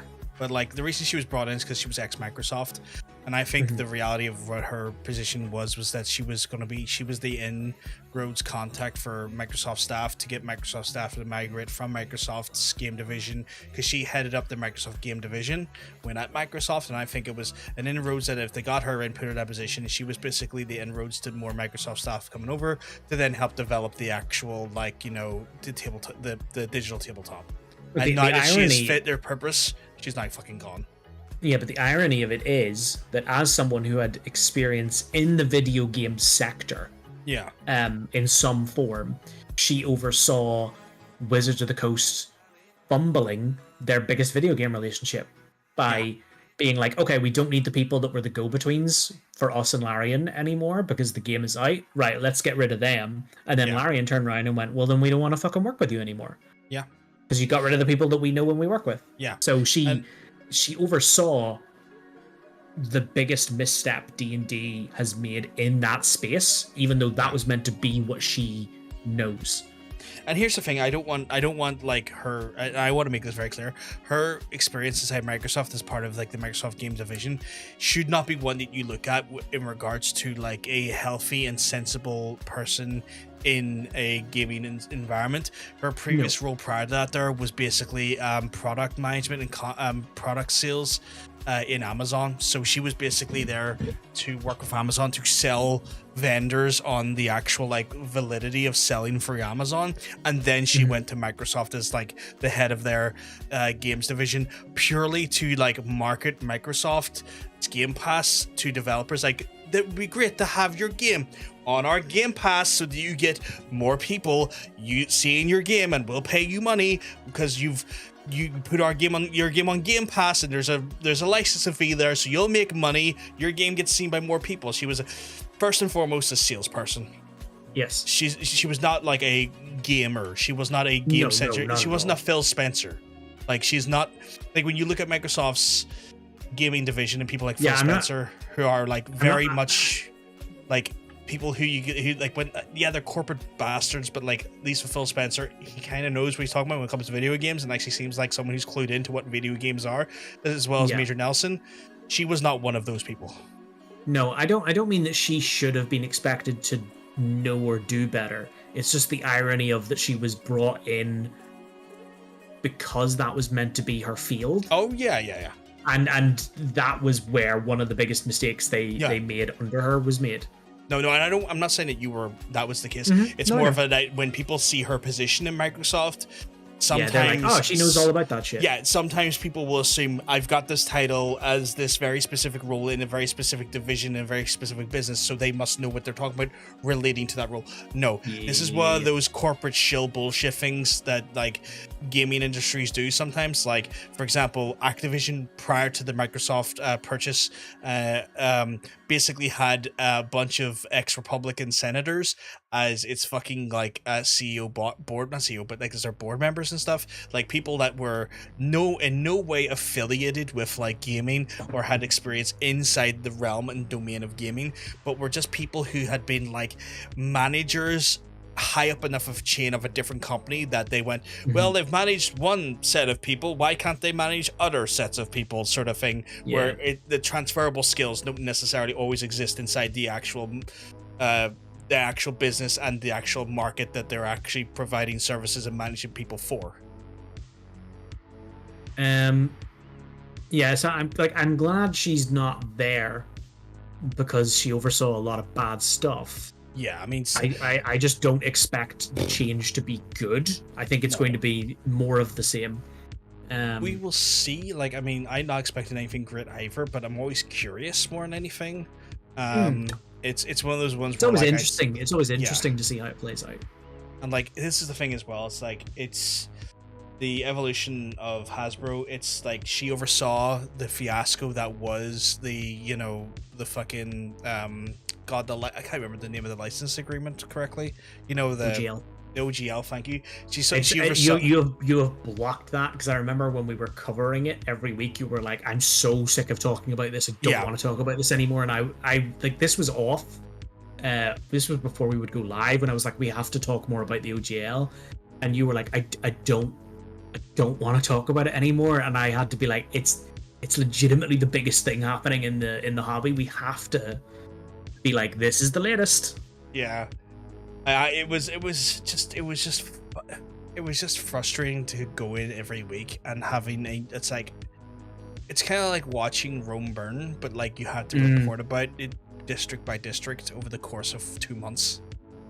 Yeah, no, it was rough because it was just exhausting. That it was like, okay, we have to dedicate a certain amount of time every week to just talk about how things are bad, and that's not fun. That's not what we want to do. No, and she oversaw that bullshit, and as a result, also oversaw the destruction of the Larian fiasco, losing Larian relationship. She also oversaw the bullshit. The Pinkertons. She also oversaw the terrible Hidozi incident. Yes. I will say that probably didn't actually have anything to do with her. That will have been creative, that she won't have had any direct involvement in, but it still happened under her watch. Which is like one of those things where like things might not have direct. It's one of those things where like people say, how far does the bullshit fall down from the chain of command at that point? My guess would be that the Hidozi stuff was in the creative pipeline before she even took the job, but that's one that I'm not sure we can attribute to her, but there's plenty that we can attribute to her. Yeah. The continual use of AI and then bouncing back and being like, no, we promise we're not going to use AI, and it's like, well, then stop getting caught using it. Yeah. You're either lying about saying you don't want to use it and you're trying to slip it in, or you just don't care and you're not being vigilant enough about catching artists that are trying to use it and save themselves time. Yeah. My guess is the first one, but yeah, who knows? If it's a cost-saving measure, they will implement it as best as they can. I just, personally, I just think like it's a real shock that we didn't see a bunch of fucking like YouTube videos labeled "What a doozy for Hidozi." That was right there, wasn't it? Yeah. And no one seemed to jump on it. No one seemed to mind. And I've been sitting on that thought for months now, like a doozy with the Hidozi. What a Hidozi of a mistake. Like there's all sorts of ones you could have done. Like there's so like I'm not one for puns, but my god, it's just pun rich. It is rich in puns. But yeah. So Cynthia Williams is out the door. She is, and no doubt with a golden parachute, and she'll move right into another high-paying job. We have a tiny sliver of time left, I'm aware that doing the dragons has meant that we haven't had much time for Tales from the Table and other stuff. Yes. Would you like to quickly go over Tales from Hairdresser Crew game or My City of Mist game? We can do either, but we probably don't have time for both. It's one of those ones where, like, given how caustic the Hairdresser Crew stuff has been, I almost want to hear if there's been a resolution or what has been tempestuous waters. I wonder if they've settled, and I'm kind of curious to see what way it's went. Well, the last you heard about that was that all the stuff at the murder mystery and that Dickhead Player said they were leaving the campaign. We have had another session since then. The Dickhead Player was not there. They are not part of the campaign anymore. Our player that had to leave like after just a couple of sessions because they had life stuff going on said they would be there, but then didn't turn up. Which I've been led to believe by the people who know them, like that's not like them. Like we will check in and make sure they're okay. Session was fine.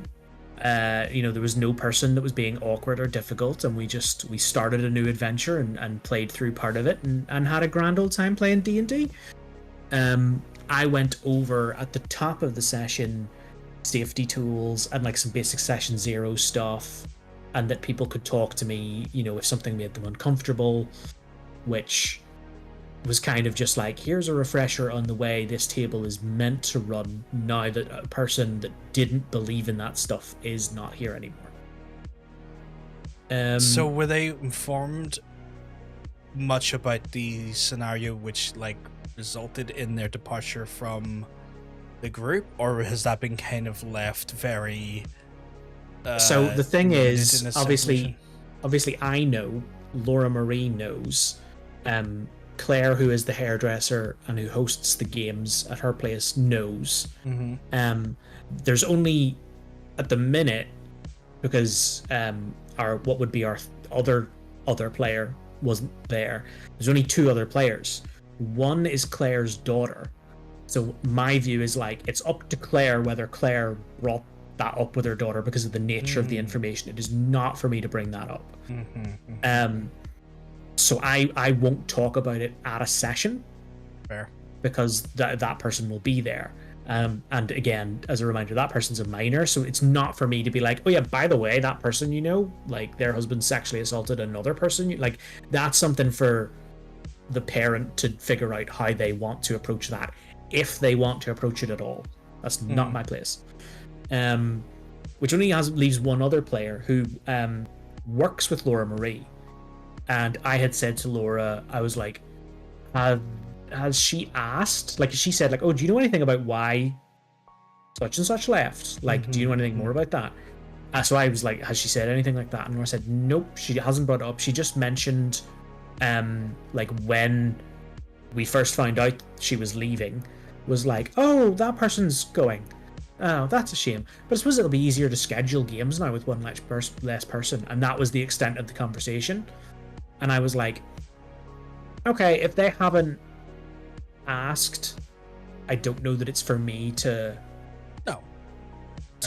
go and tell them, because again, a lot of these people are clients of the hairdresser, and I don't want to create awkwardness or bad blood amongst those people.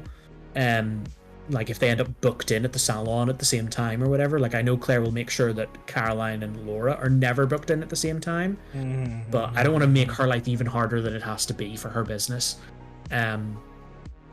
If this player that works with Laura Marie asks me a straight question, which they haven't done and I don't think they will do, I won't lie to them, but I will maybe be like, oh, like, if you want to know, I would speak to Claire or Laura Marie about it, because I wasn't really involved in any of that.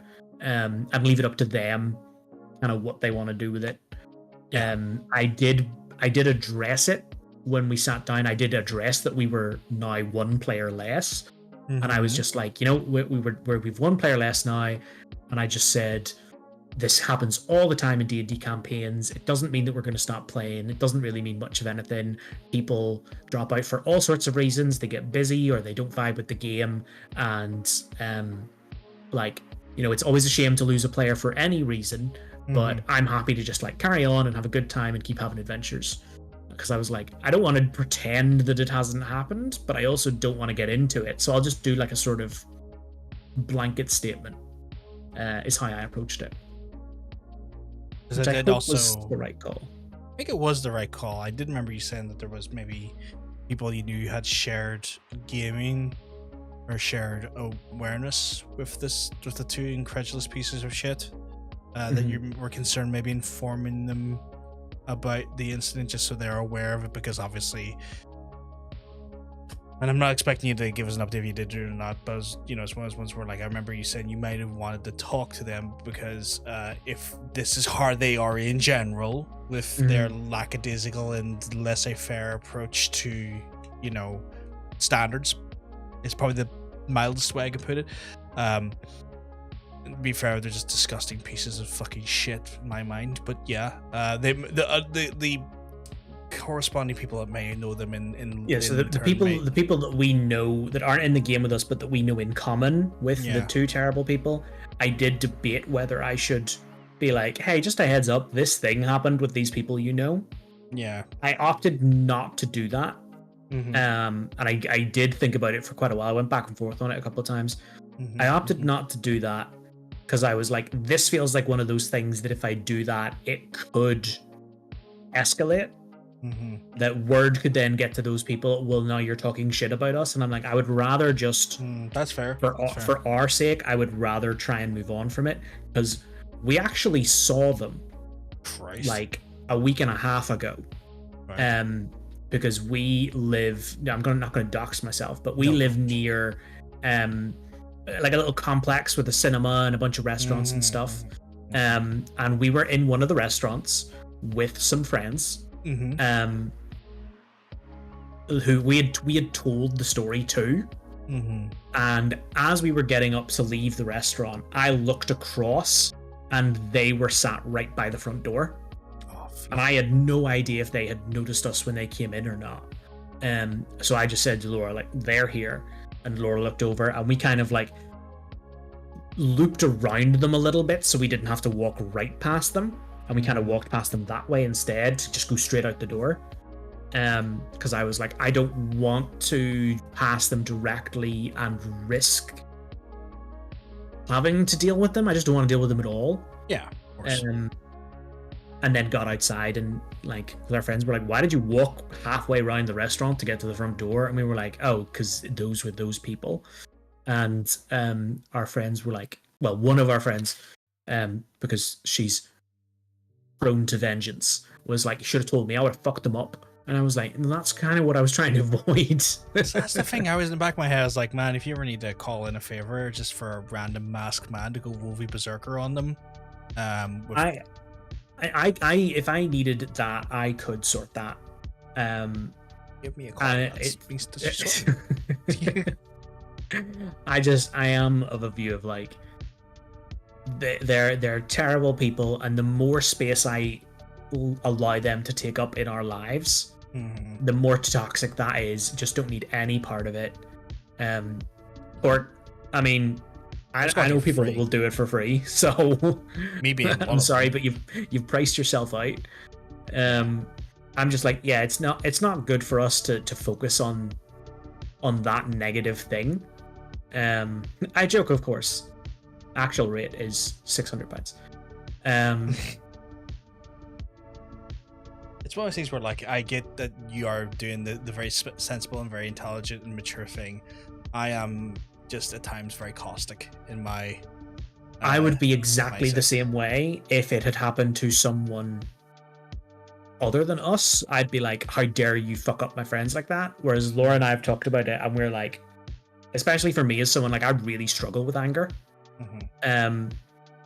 That the healthiest thing I can do is not focus on it and try to let it go and move on and live a good life and have a great D&D game without them.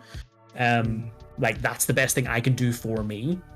And I think Laura's of a similar view, that she's just like, it's not worth making it a thing we focus on. But I get as well. It's like, the blowback to you is sometimes worse than actually just having deal with. No, Hunter, I'm the same. Do not worry. You don't need to apologize. I also joke about it and use humor. I'm just taking. I'm rarely addressing something seriously, which I don't do very often. But because they frequent that lovely little cluster where there's like restaurants and a cinema, Yes. There's every chance that we may run into them again, or not run into them, but see them. And it's like, well, if we make a big fucking stink now, that means every time we see them, it's more and more of a thing. Whereas if we happen to be there at the same time as them, I would rather just be able to blank them and go about our day and have a good time. I think the last time I was in that, because I know that place you're talking about, 5 years ago, maybe 6 years ago, and I need to get back at some point because they have some very interesting diners and establishments there. Probably less so than when you were last there. Oh yeah, COVID would have fucked some of them up, wouldn't it? Well, no, it'd be like, yes, but it's basically 4 of them are owned by the same people. Oh, for fuck's sake. And the menus are almost identical. It's just the restaurants are themed slightly differently. Oh, that sucks. And it's that none of them are bad. It's just that you then go, okay, well, 4 of you are the same, so that's less options every time I go. But there's still some good stuff there. Because I know Lisburn has the same problem with it. Lisburn has like a swimming, like a swimmers, like a swimming. I know what you mean. Not semen.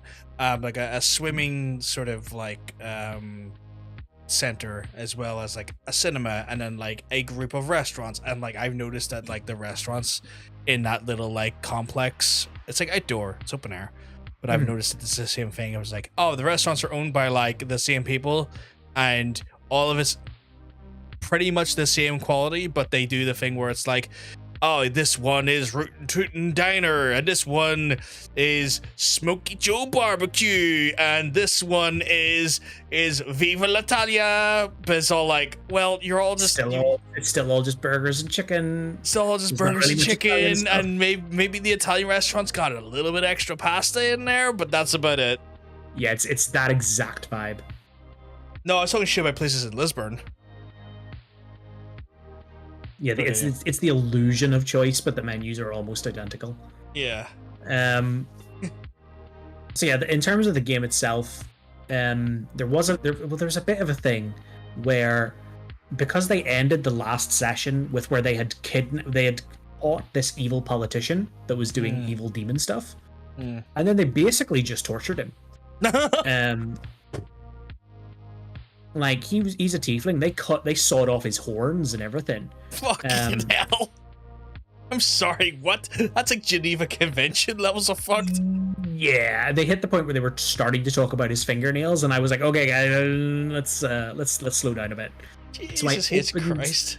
I opened this session with there being some minor fallout from that. Basically, like, they had then handed him over to a resistance group, and the resistance group had been very clear, like, we're going to immediately give him back to trade him for prisoners. Like, we're going to do a prisoner exchange with this guy.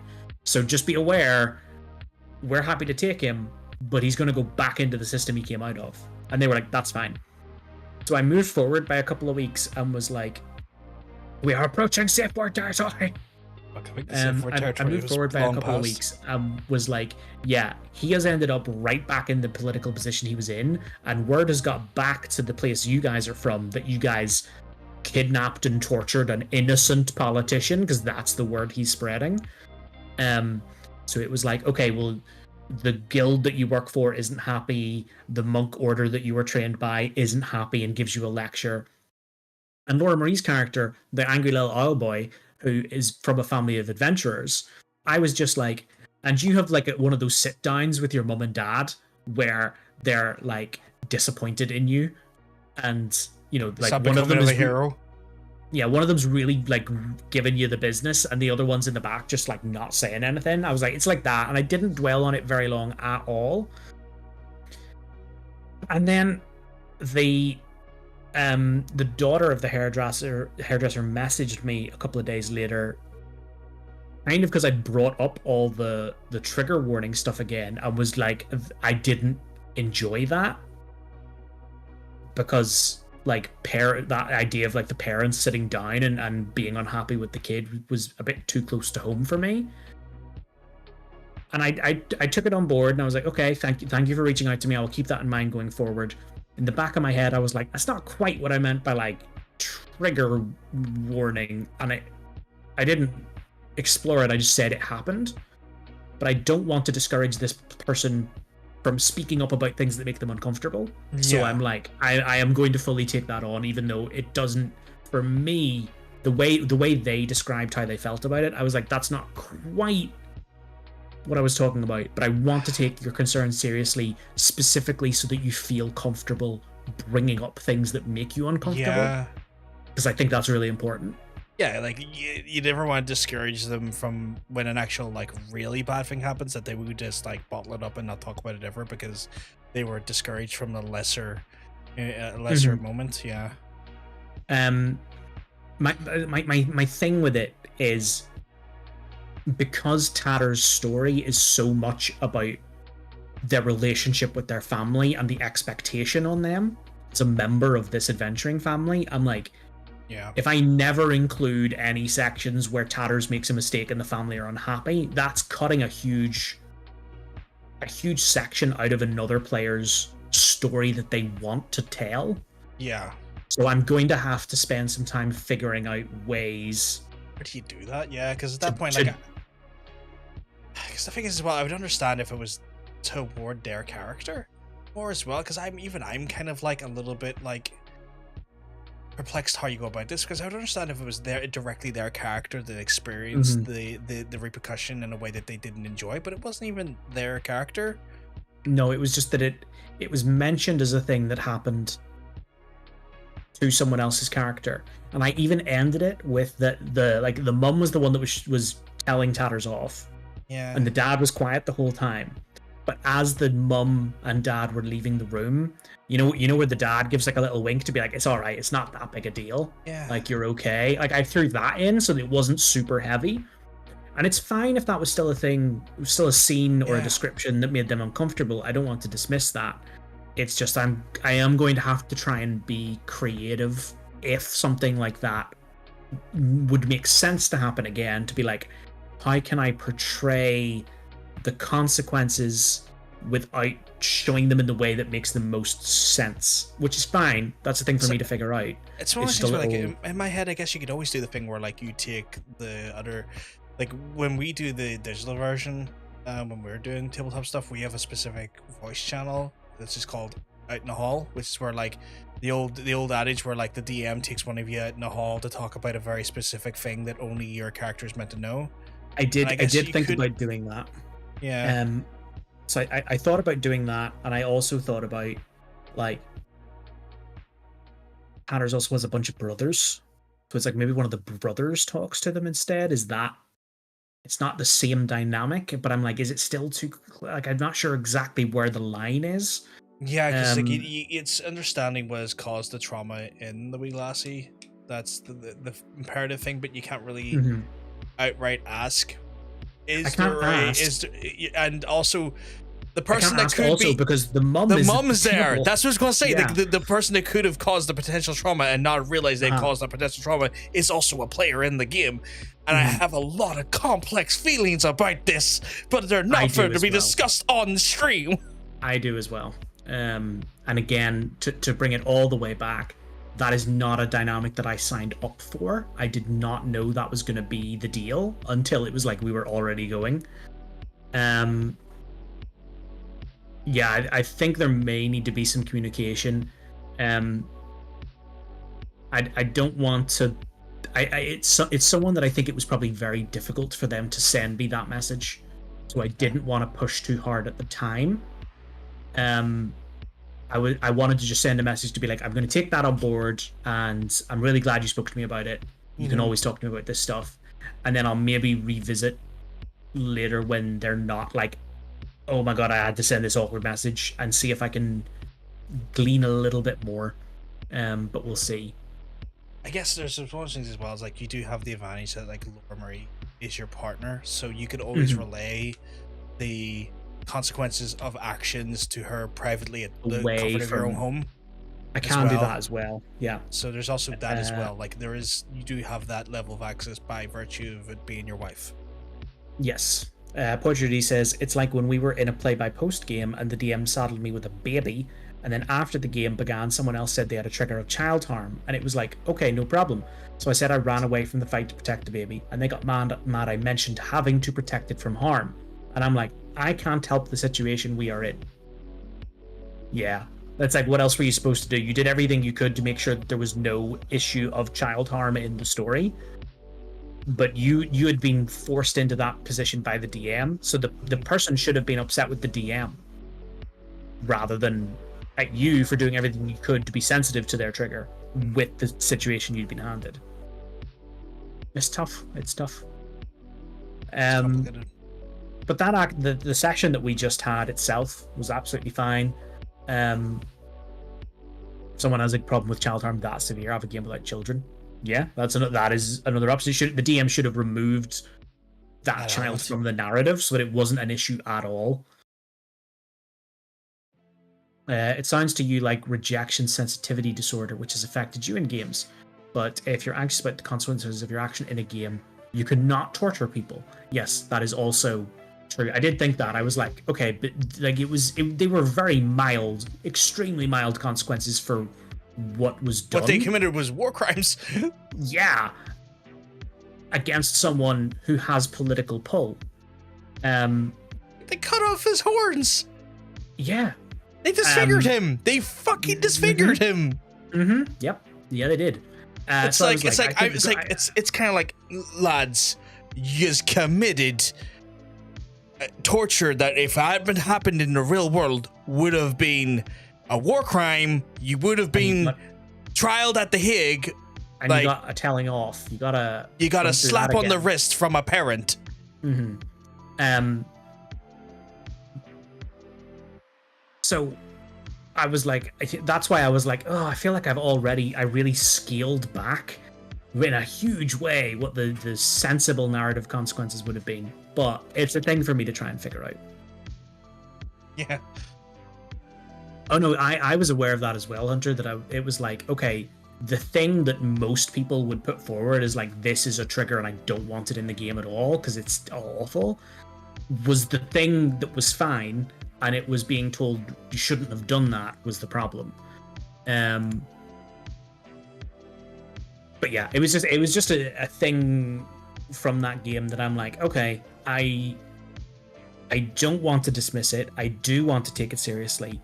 It's just figuring out how to navigate around it in a way that is still satisfying for the other players, and specifically the player that is the only player that's going to happen to. None of the other characters have parents that are actively in any part of the story. So there's a bunch of ways I can deal with it, and I will find a way to deal with it. I just wanted to bring it up as like a talking point. Still love the name Tatters. Still love the name Tatters. Tatters McRufflefeather is great. Possibly the best name for a D&D character I've ever heard. It's so inherently Scottish, and I love it. Tatters McRufflefeather. Tatters. It's Tatters. It's a great name, and it's fun to say in the accent. That's all you need. No notes. They could receive notes, physical notes that only the person receiving it has to read for outsider disapproval. Yeah, like I can do the hallway thing, I can do notes, I can do away from the table, and it wasn't disapproval because like other people got told off. Like they got told off by the head of the like all of them collectively got told off by the head of the guild. One of them got told off by like the monk order that they were part of. It was specifically the parent thing.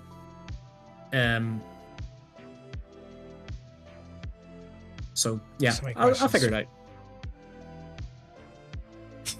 What a wild way to end that Tales on the Table. Just don't even know what to say.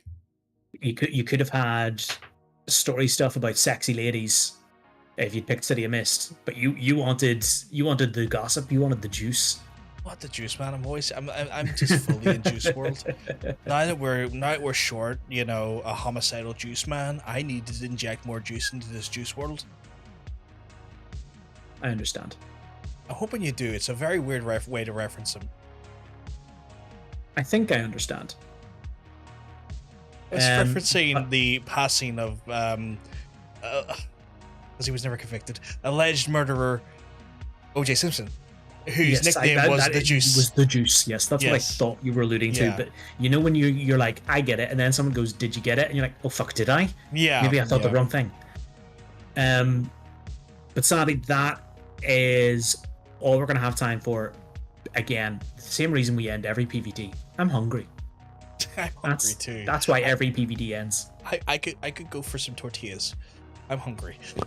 I had fish tacos at the weekend. They were very nice.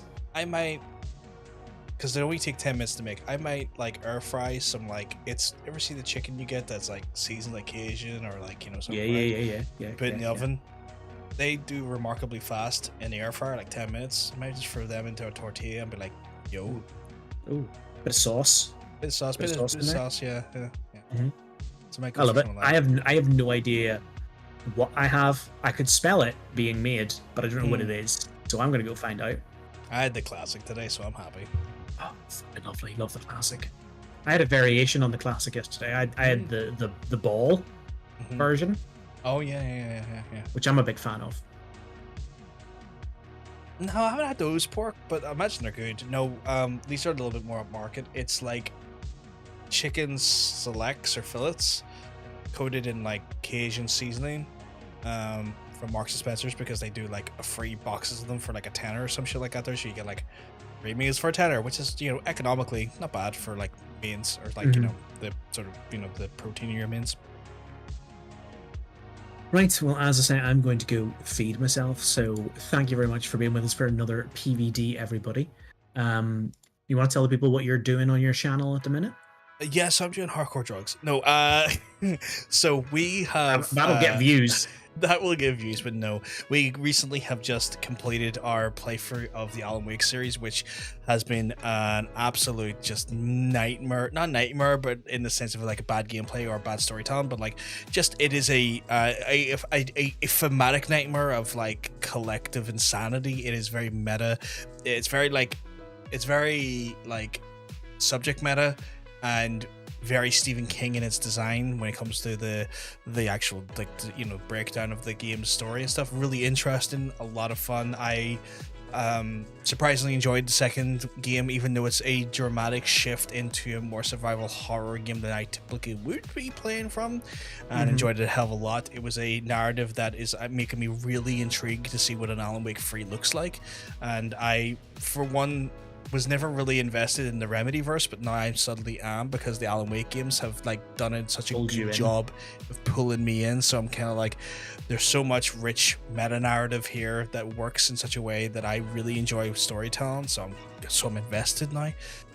But we're on a palate cleanse between the games. So right now we're going through Super Mario Wonder. We've done the first half of the game, I believe, yesterday. I love a palate cleanse game.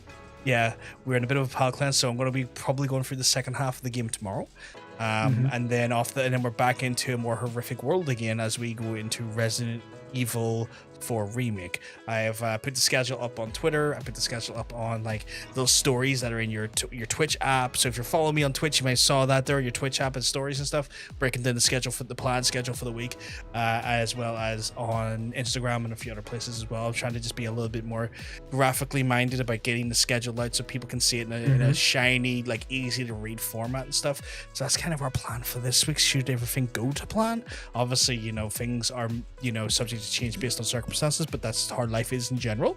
Yep. But yeah, it's pretty much been the plan so far. Again, if you want to check that out and join us on those experience, folks, I would encourage you to hit that follow button on the Twitch side of things, that way you don't miss out on the live stream when it goes live. Or if you want to check us on the YouTube side of things, there's a bunch of links that just got dumped into the chat there. If you want to check out the YouTube link, we actually push out, when it comes to the gameplay streams, 3 different streams at the minute. We are actually pushing out 2 streams to YouTube, one being horizontal, one being vertical. The vertical one works better for mobile users because it's a more condensed layout and stuff. So I actually broadcast 2 streams to YouTube when we're doing the gameplay stuff, as well as the one here on Twitch. We're trying to give you as much variety as possible, the way to consume the content here, there's not a vertical one tonight because I haven't worked out how to do a vertical one for Player versus Dice. It's such a weird thing that we're like, I would need to sit down with John Sense for like 2 hours one night and just like work out where our cameras go and get that all sorted, but that is kind of like in the long-term plan to do so. Because it's more of a involved process making the vertical streams and stuff. You appreciate that John says his shirt matches his lighting. It looks really good. Bro Panda, also Bro Panda, keep monks every time you looking well. Obviously, me talking about John Sensor and all that good stuff, I want you to go check out his channel. Would you believe that? There, you know what you can do it too as well. You can do it right here. You can do it right here. You know, it's all like good all the time. Obviously, his schedule has slightly changed and adapted based on circumstances outside of his control, but you can still take the time to catch him when he does go live by going to his channel, twitch.tv/JohnSense, and that way you don't miss out on one of his live streams to go live. If you're not already following, then I don't want to fucking know you. Harsh. Yeah, we go live every Thursday from 1 p.m. and do other streams as and when we can. Like, I streamed last night from like 1 a.m. to 4 a.m.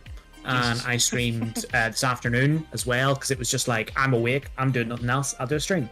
How the hell did you manage to do a 1 to 4 and then wake up and do like a 12 to 5 and then come and do this? How the hell did you have the energy for that? It wasn't 12 to 5, I did like 3 to 6.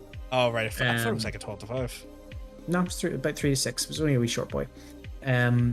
Whereas the Thursday stream is always set aside for a game that only gets played on Thursday, so the people that like to come in when they know I'm going to be live, they never miss anything. And then the other streams are kind of whatever I feel like playing at the time. The random streams at the minute are a mix of Coral Island and Aeodun Chronicle 100 Heroes, because I am trying to play through that to get some content, maybe to do some articles for it. Ooh, okay. And the Thursday stream, last week we finished up Coffee Talk, which was really good. And this week we're starting, would you believe it, Coffee Talk 2. I was gonna say, is it? I know there's like Coffee Talks in episodic. Is it episodic game series? I wasn't sure how many episodes. No, it's just there's Coffee Talk and then Coffee Talk 2. They're like, I thought it was episodic in that way. No, it's not episodic. I don't know too much about the second one yet, but I will know more on Thursday. It's just like visual novel style game with a little bit of like, it's barely a mini game making the drinks. It's just that you go, okay, how do I make an espresso? Coffee. How do I make a milky hot chocolate? Hot chocolate, milk. Like it's super basic. It's interesting. It's more about the story. It's interesting. It's not episodic, given it's a narrative focused game, because that would lend well to episodic. I mean, it does. It's format. just a more of a visual novel, like game tells the full story. And then the second game only came out at the tail end of last year. So I'm looking forward to jumping into that. Awesome. Long term, what's your? You know what? I always talk about my long term like game skew, and I'm sorry I'm keeping away from your delicious dinner, but right. What is your long term like? What does your long-term content skew look like when it comes to streams? Because obviously we haven't seen you go for a proper play for Baldur's Gate yet. There's games coming at left, right, and center. Like, where are you at? Do you have something like that in mind, or is it very much vibe? Do I have a vision? What's your 5-year plan? But yeah, the kind of. But like, what do you kind of just go on a vibe-based? Sort of a vibe-based route on your actual planned games, or do you actually have like a by X month I should be into this game by now on stream? So I was doing that. I'll do this and this and this and this and this, so that then by this point of the year I'll be at that thing. I was doing that because I've changed up the schedule, and changed, like, it's okay, Thursday is always the same game on a Thursday until that game is finished, and then other streams are other games. I have been doing a vibe-based thing mostly, with the exception of like, I know I'm going to do Coffee Talk, and after I finish Coffee Talk I'm going to do Coffee Talk too. The idea is that the random streams, I've got Coral Island and I've got Aeodun Chronicle 100 Heroes. Those should both keep me busy for a while, right? So I've not thought too much about what comes after those. The Thursday games, I have ideas for what can come after Coffee Talk 2, but I'm like 2-3 weeks away from really needing to know for sure what comes in. Regarding Baldur's Gate 3, I am aware that there are people that want to see me like go back to that, because there was a week where I hit it super fucking hard. I was having some issues that I was having with my camera with that, so I had to really bring the settings for the game down, so that it would run smoothly camera wise, and that the game didn't look too awful. I haven't gone back yet because I haven't fully figured out what the problem with the camera is, and I'm debating whether it's easier to do that thing that some streamers do where they cam stream on some games and then have like a little avatar for other ones, where it's like, okay, if the camera's not working for certain games, I'll have the little dude, and then if the camera's working, I'll use the camera. But if I can figure out what the problem with the camera is, I don't need to do that. So that's why I haven't gone back to Baldur's Gate 3 yet. Yeah. But it is something that I do want to get to and play.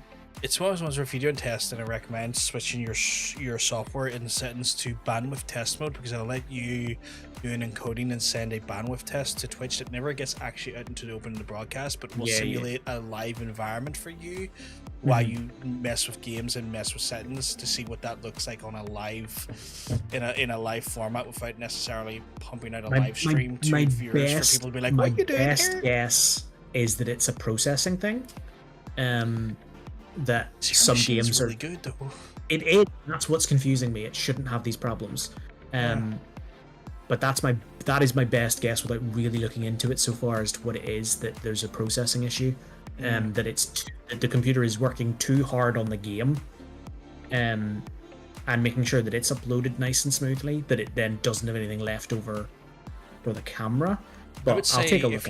I would say if you have two inputs for your camera, when you go to select your camera as a source, try using the corresponding opposite source or opposite choice that still brings your camera up. It could be that because it's reading for the Elgato software rather than just a hard feed from the camera itself.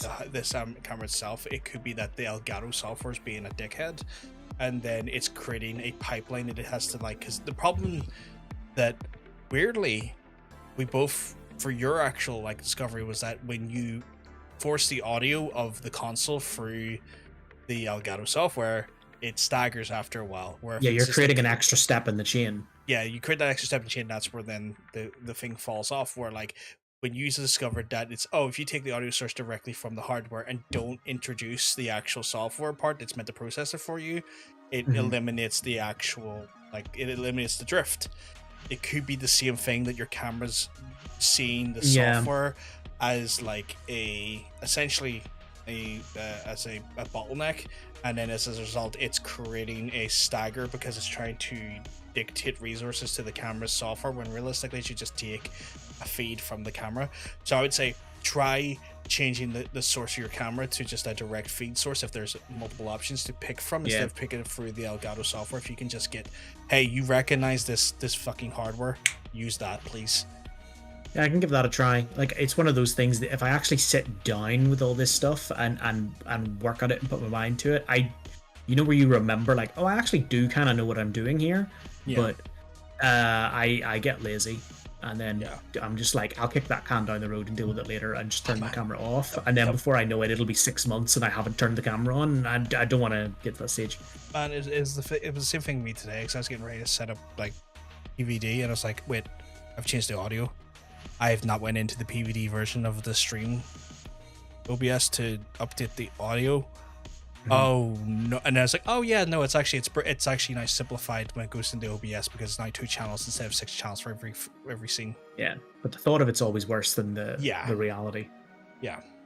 But anyway, we're gonna let you get some food, because obviously we've been keeping you stalled here, and we're probably meant to end this shindig at least 30 minutes ago. That's But anyway, folks, I just saw Will come in there. Not really related, but I find Baldur's Gate 3 to be a really hard game. I play on console, and every fight takes forever. Turn off the dice. There's a dice setting that makes the dice swing heavy in one direction or the other. Yeah, there's a pity mechanic. Yeah. Which really fucks with the probability of things. Turn that off. Yeah.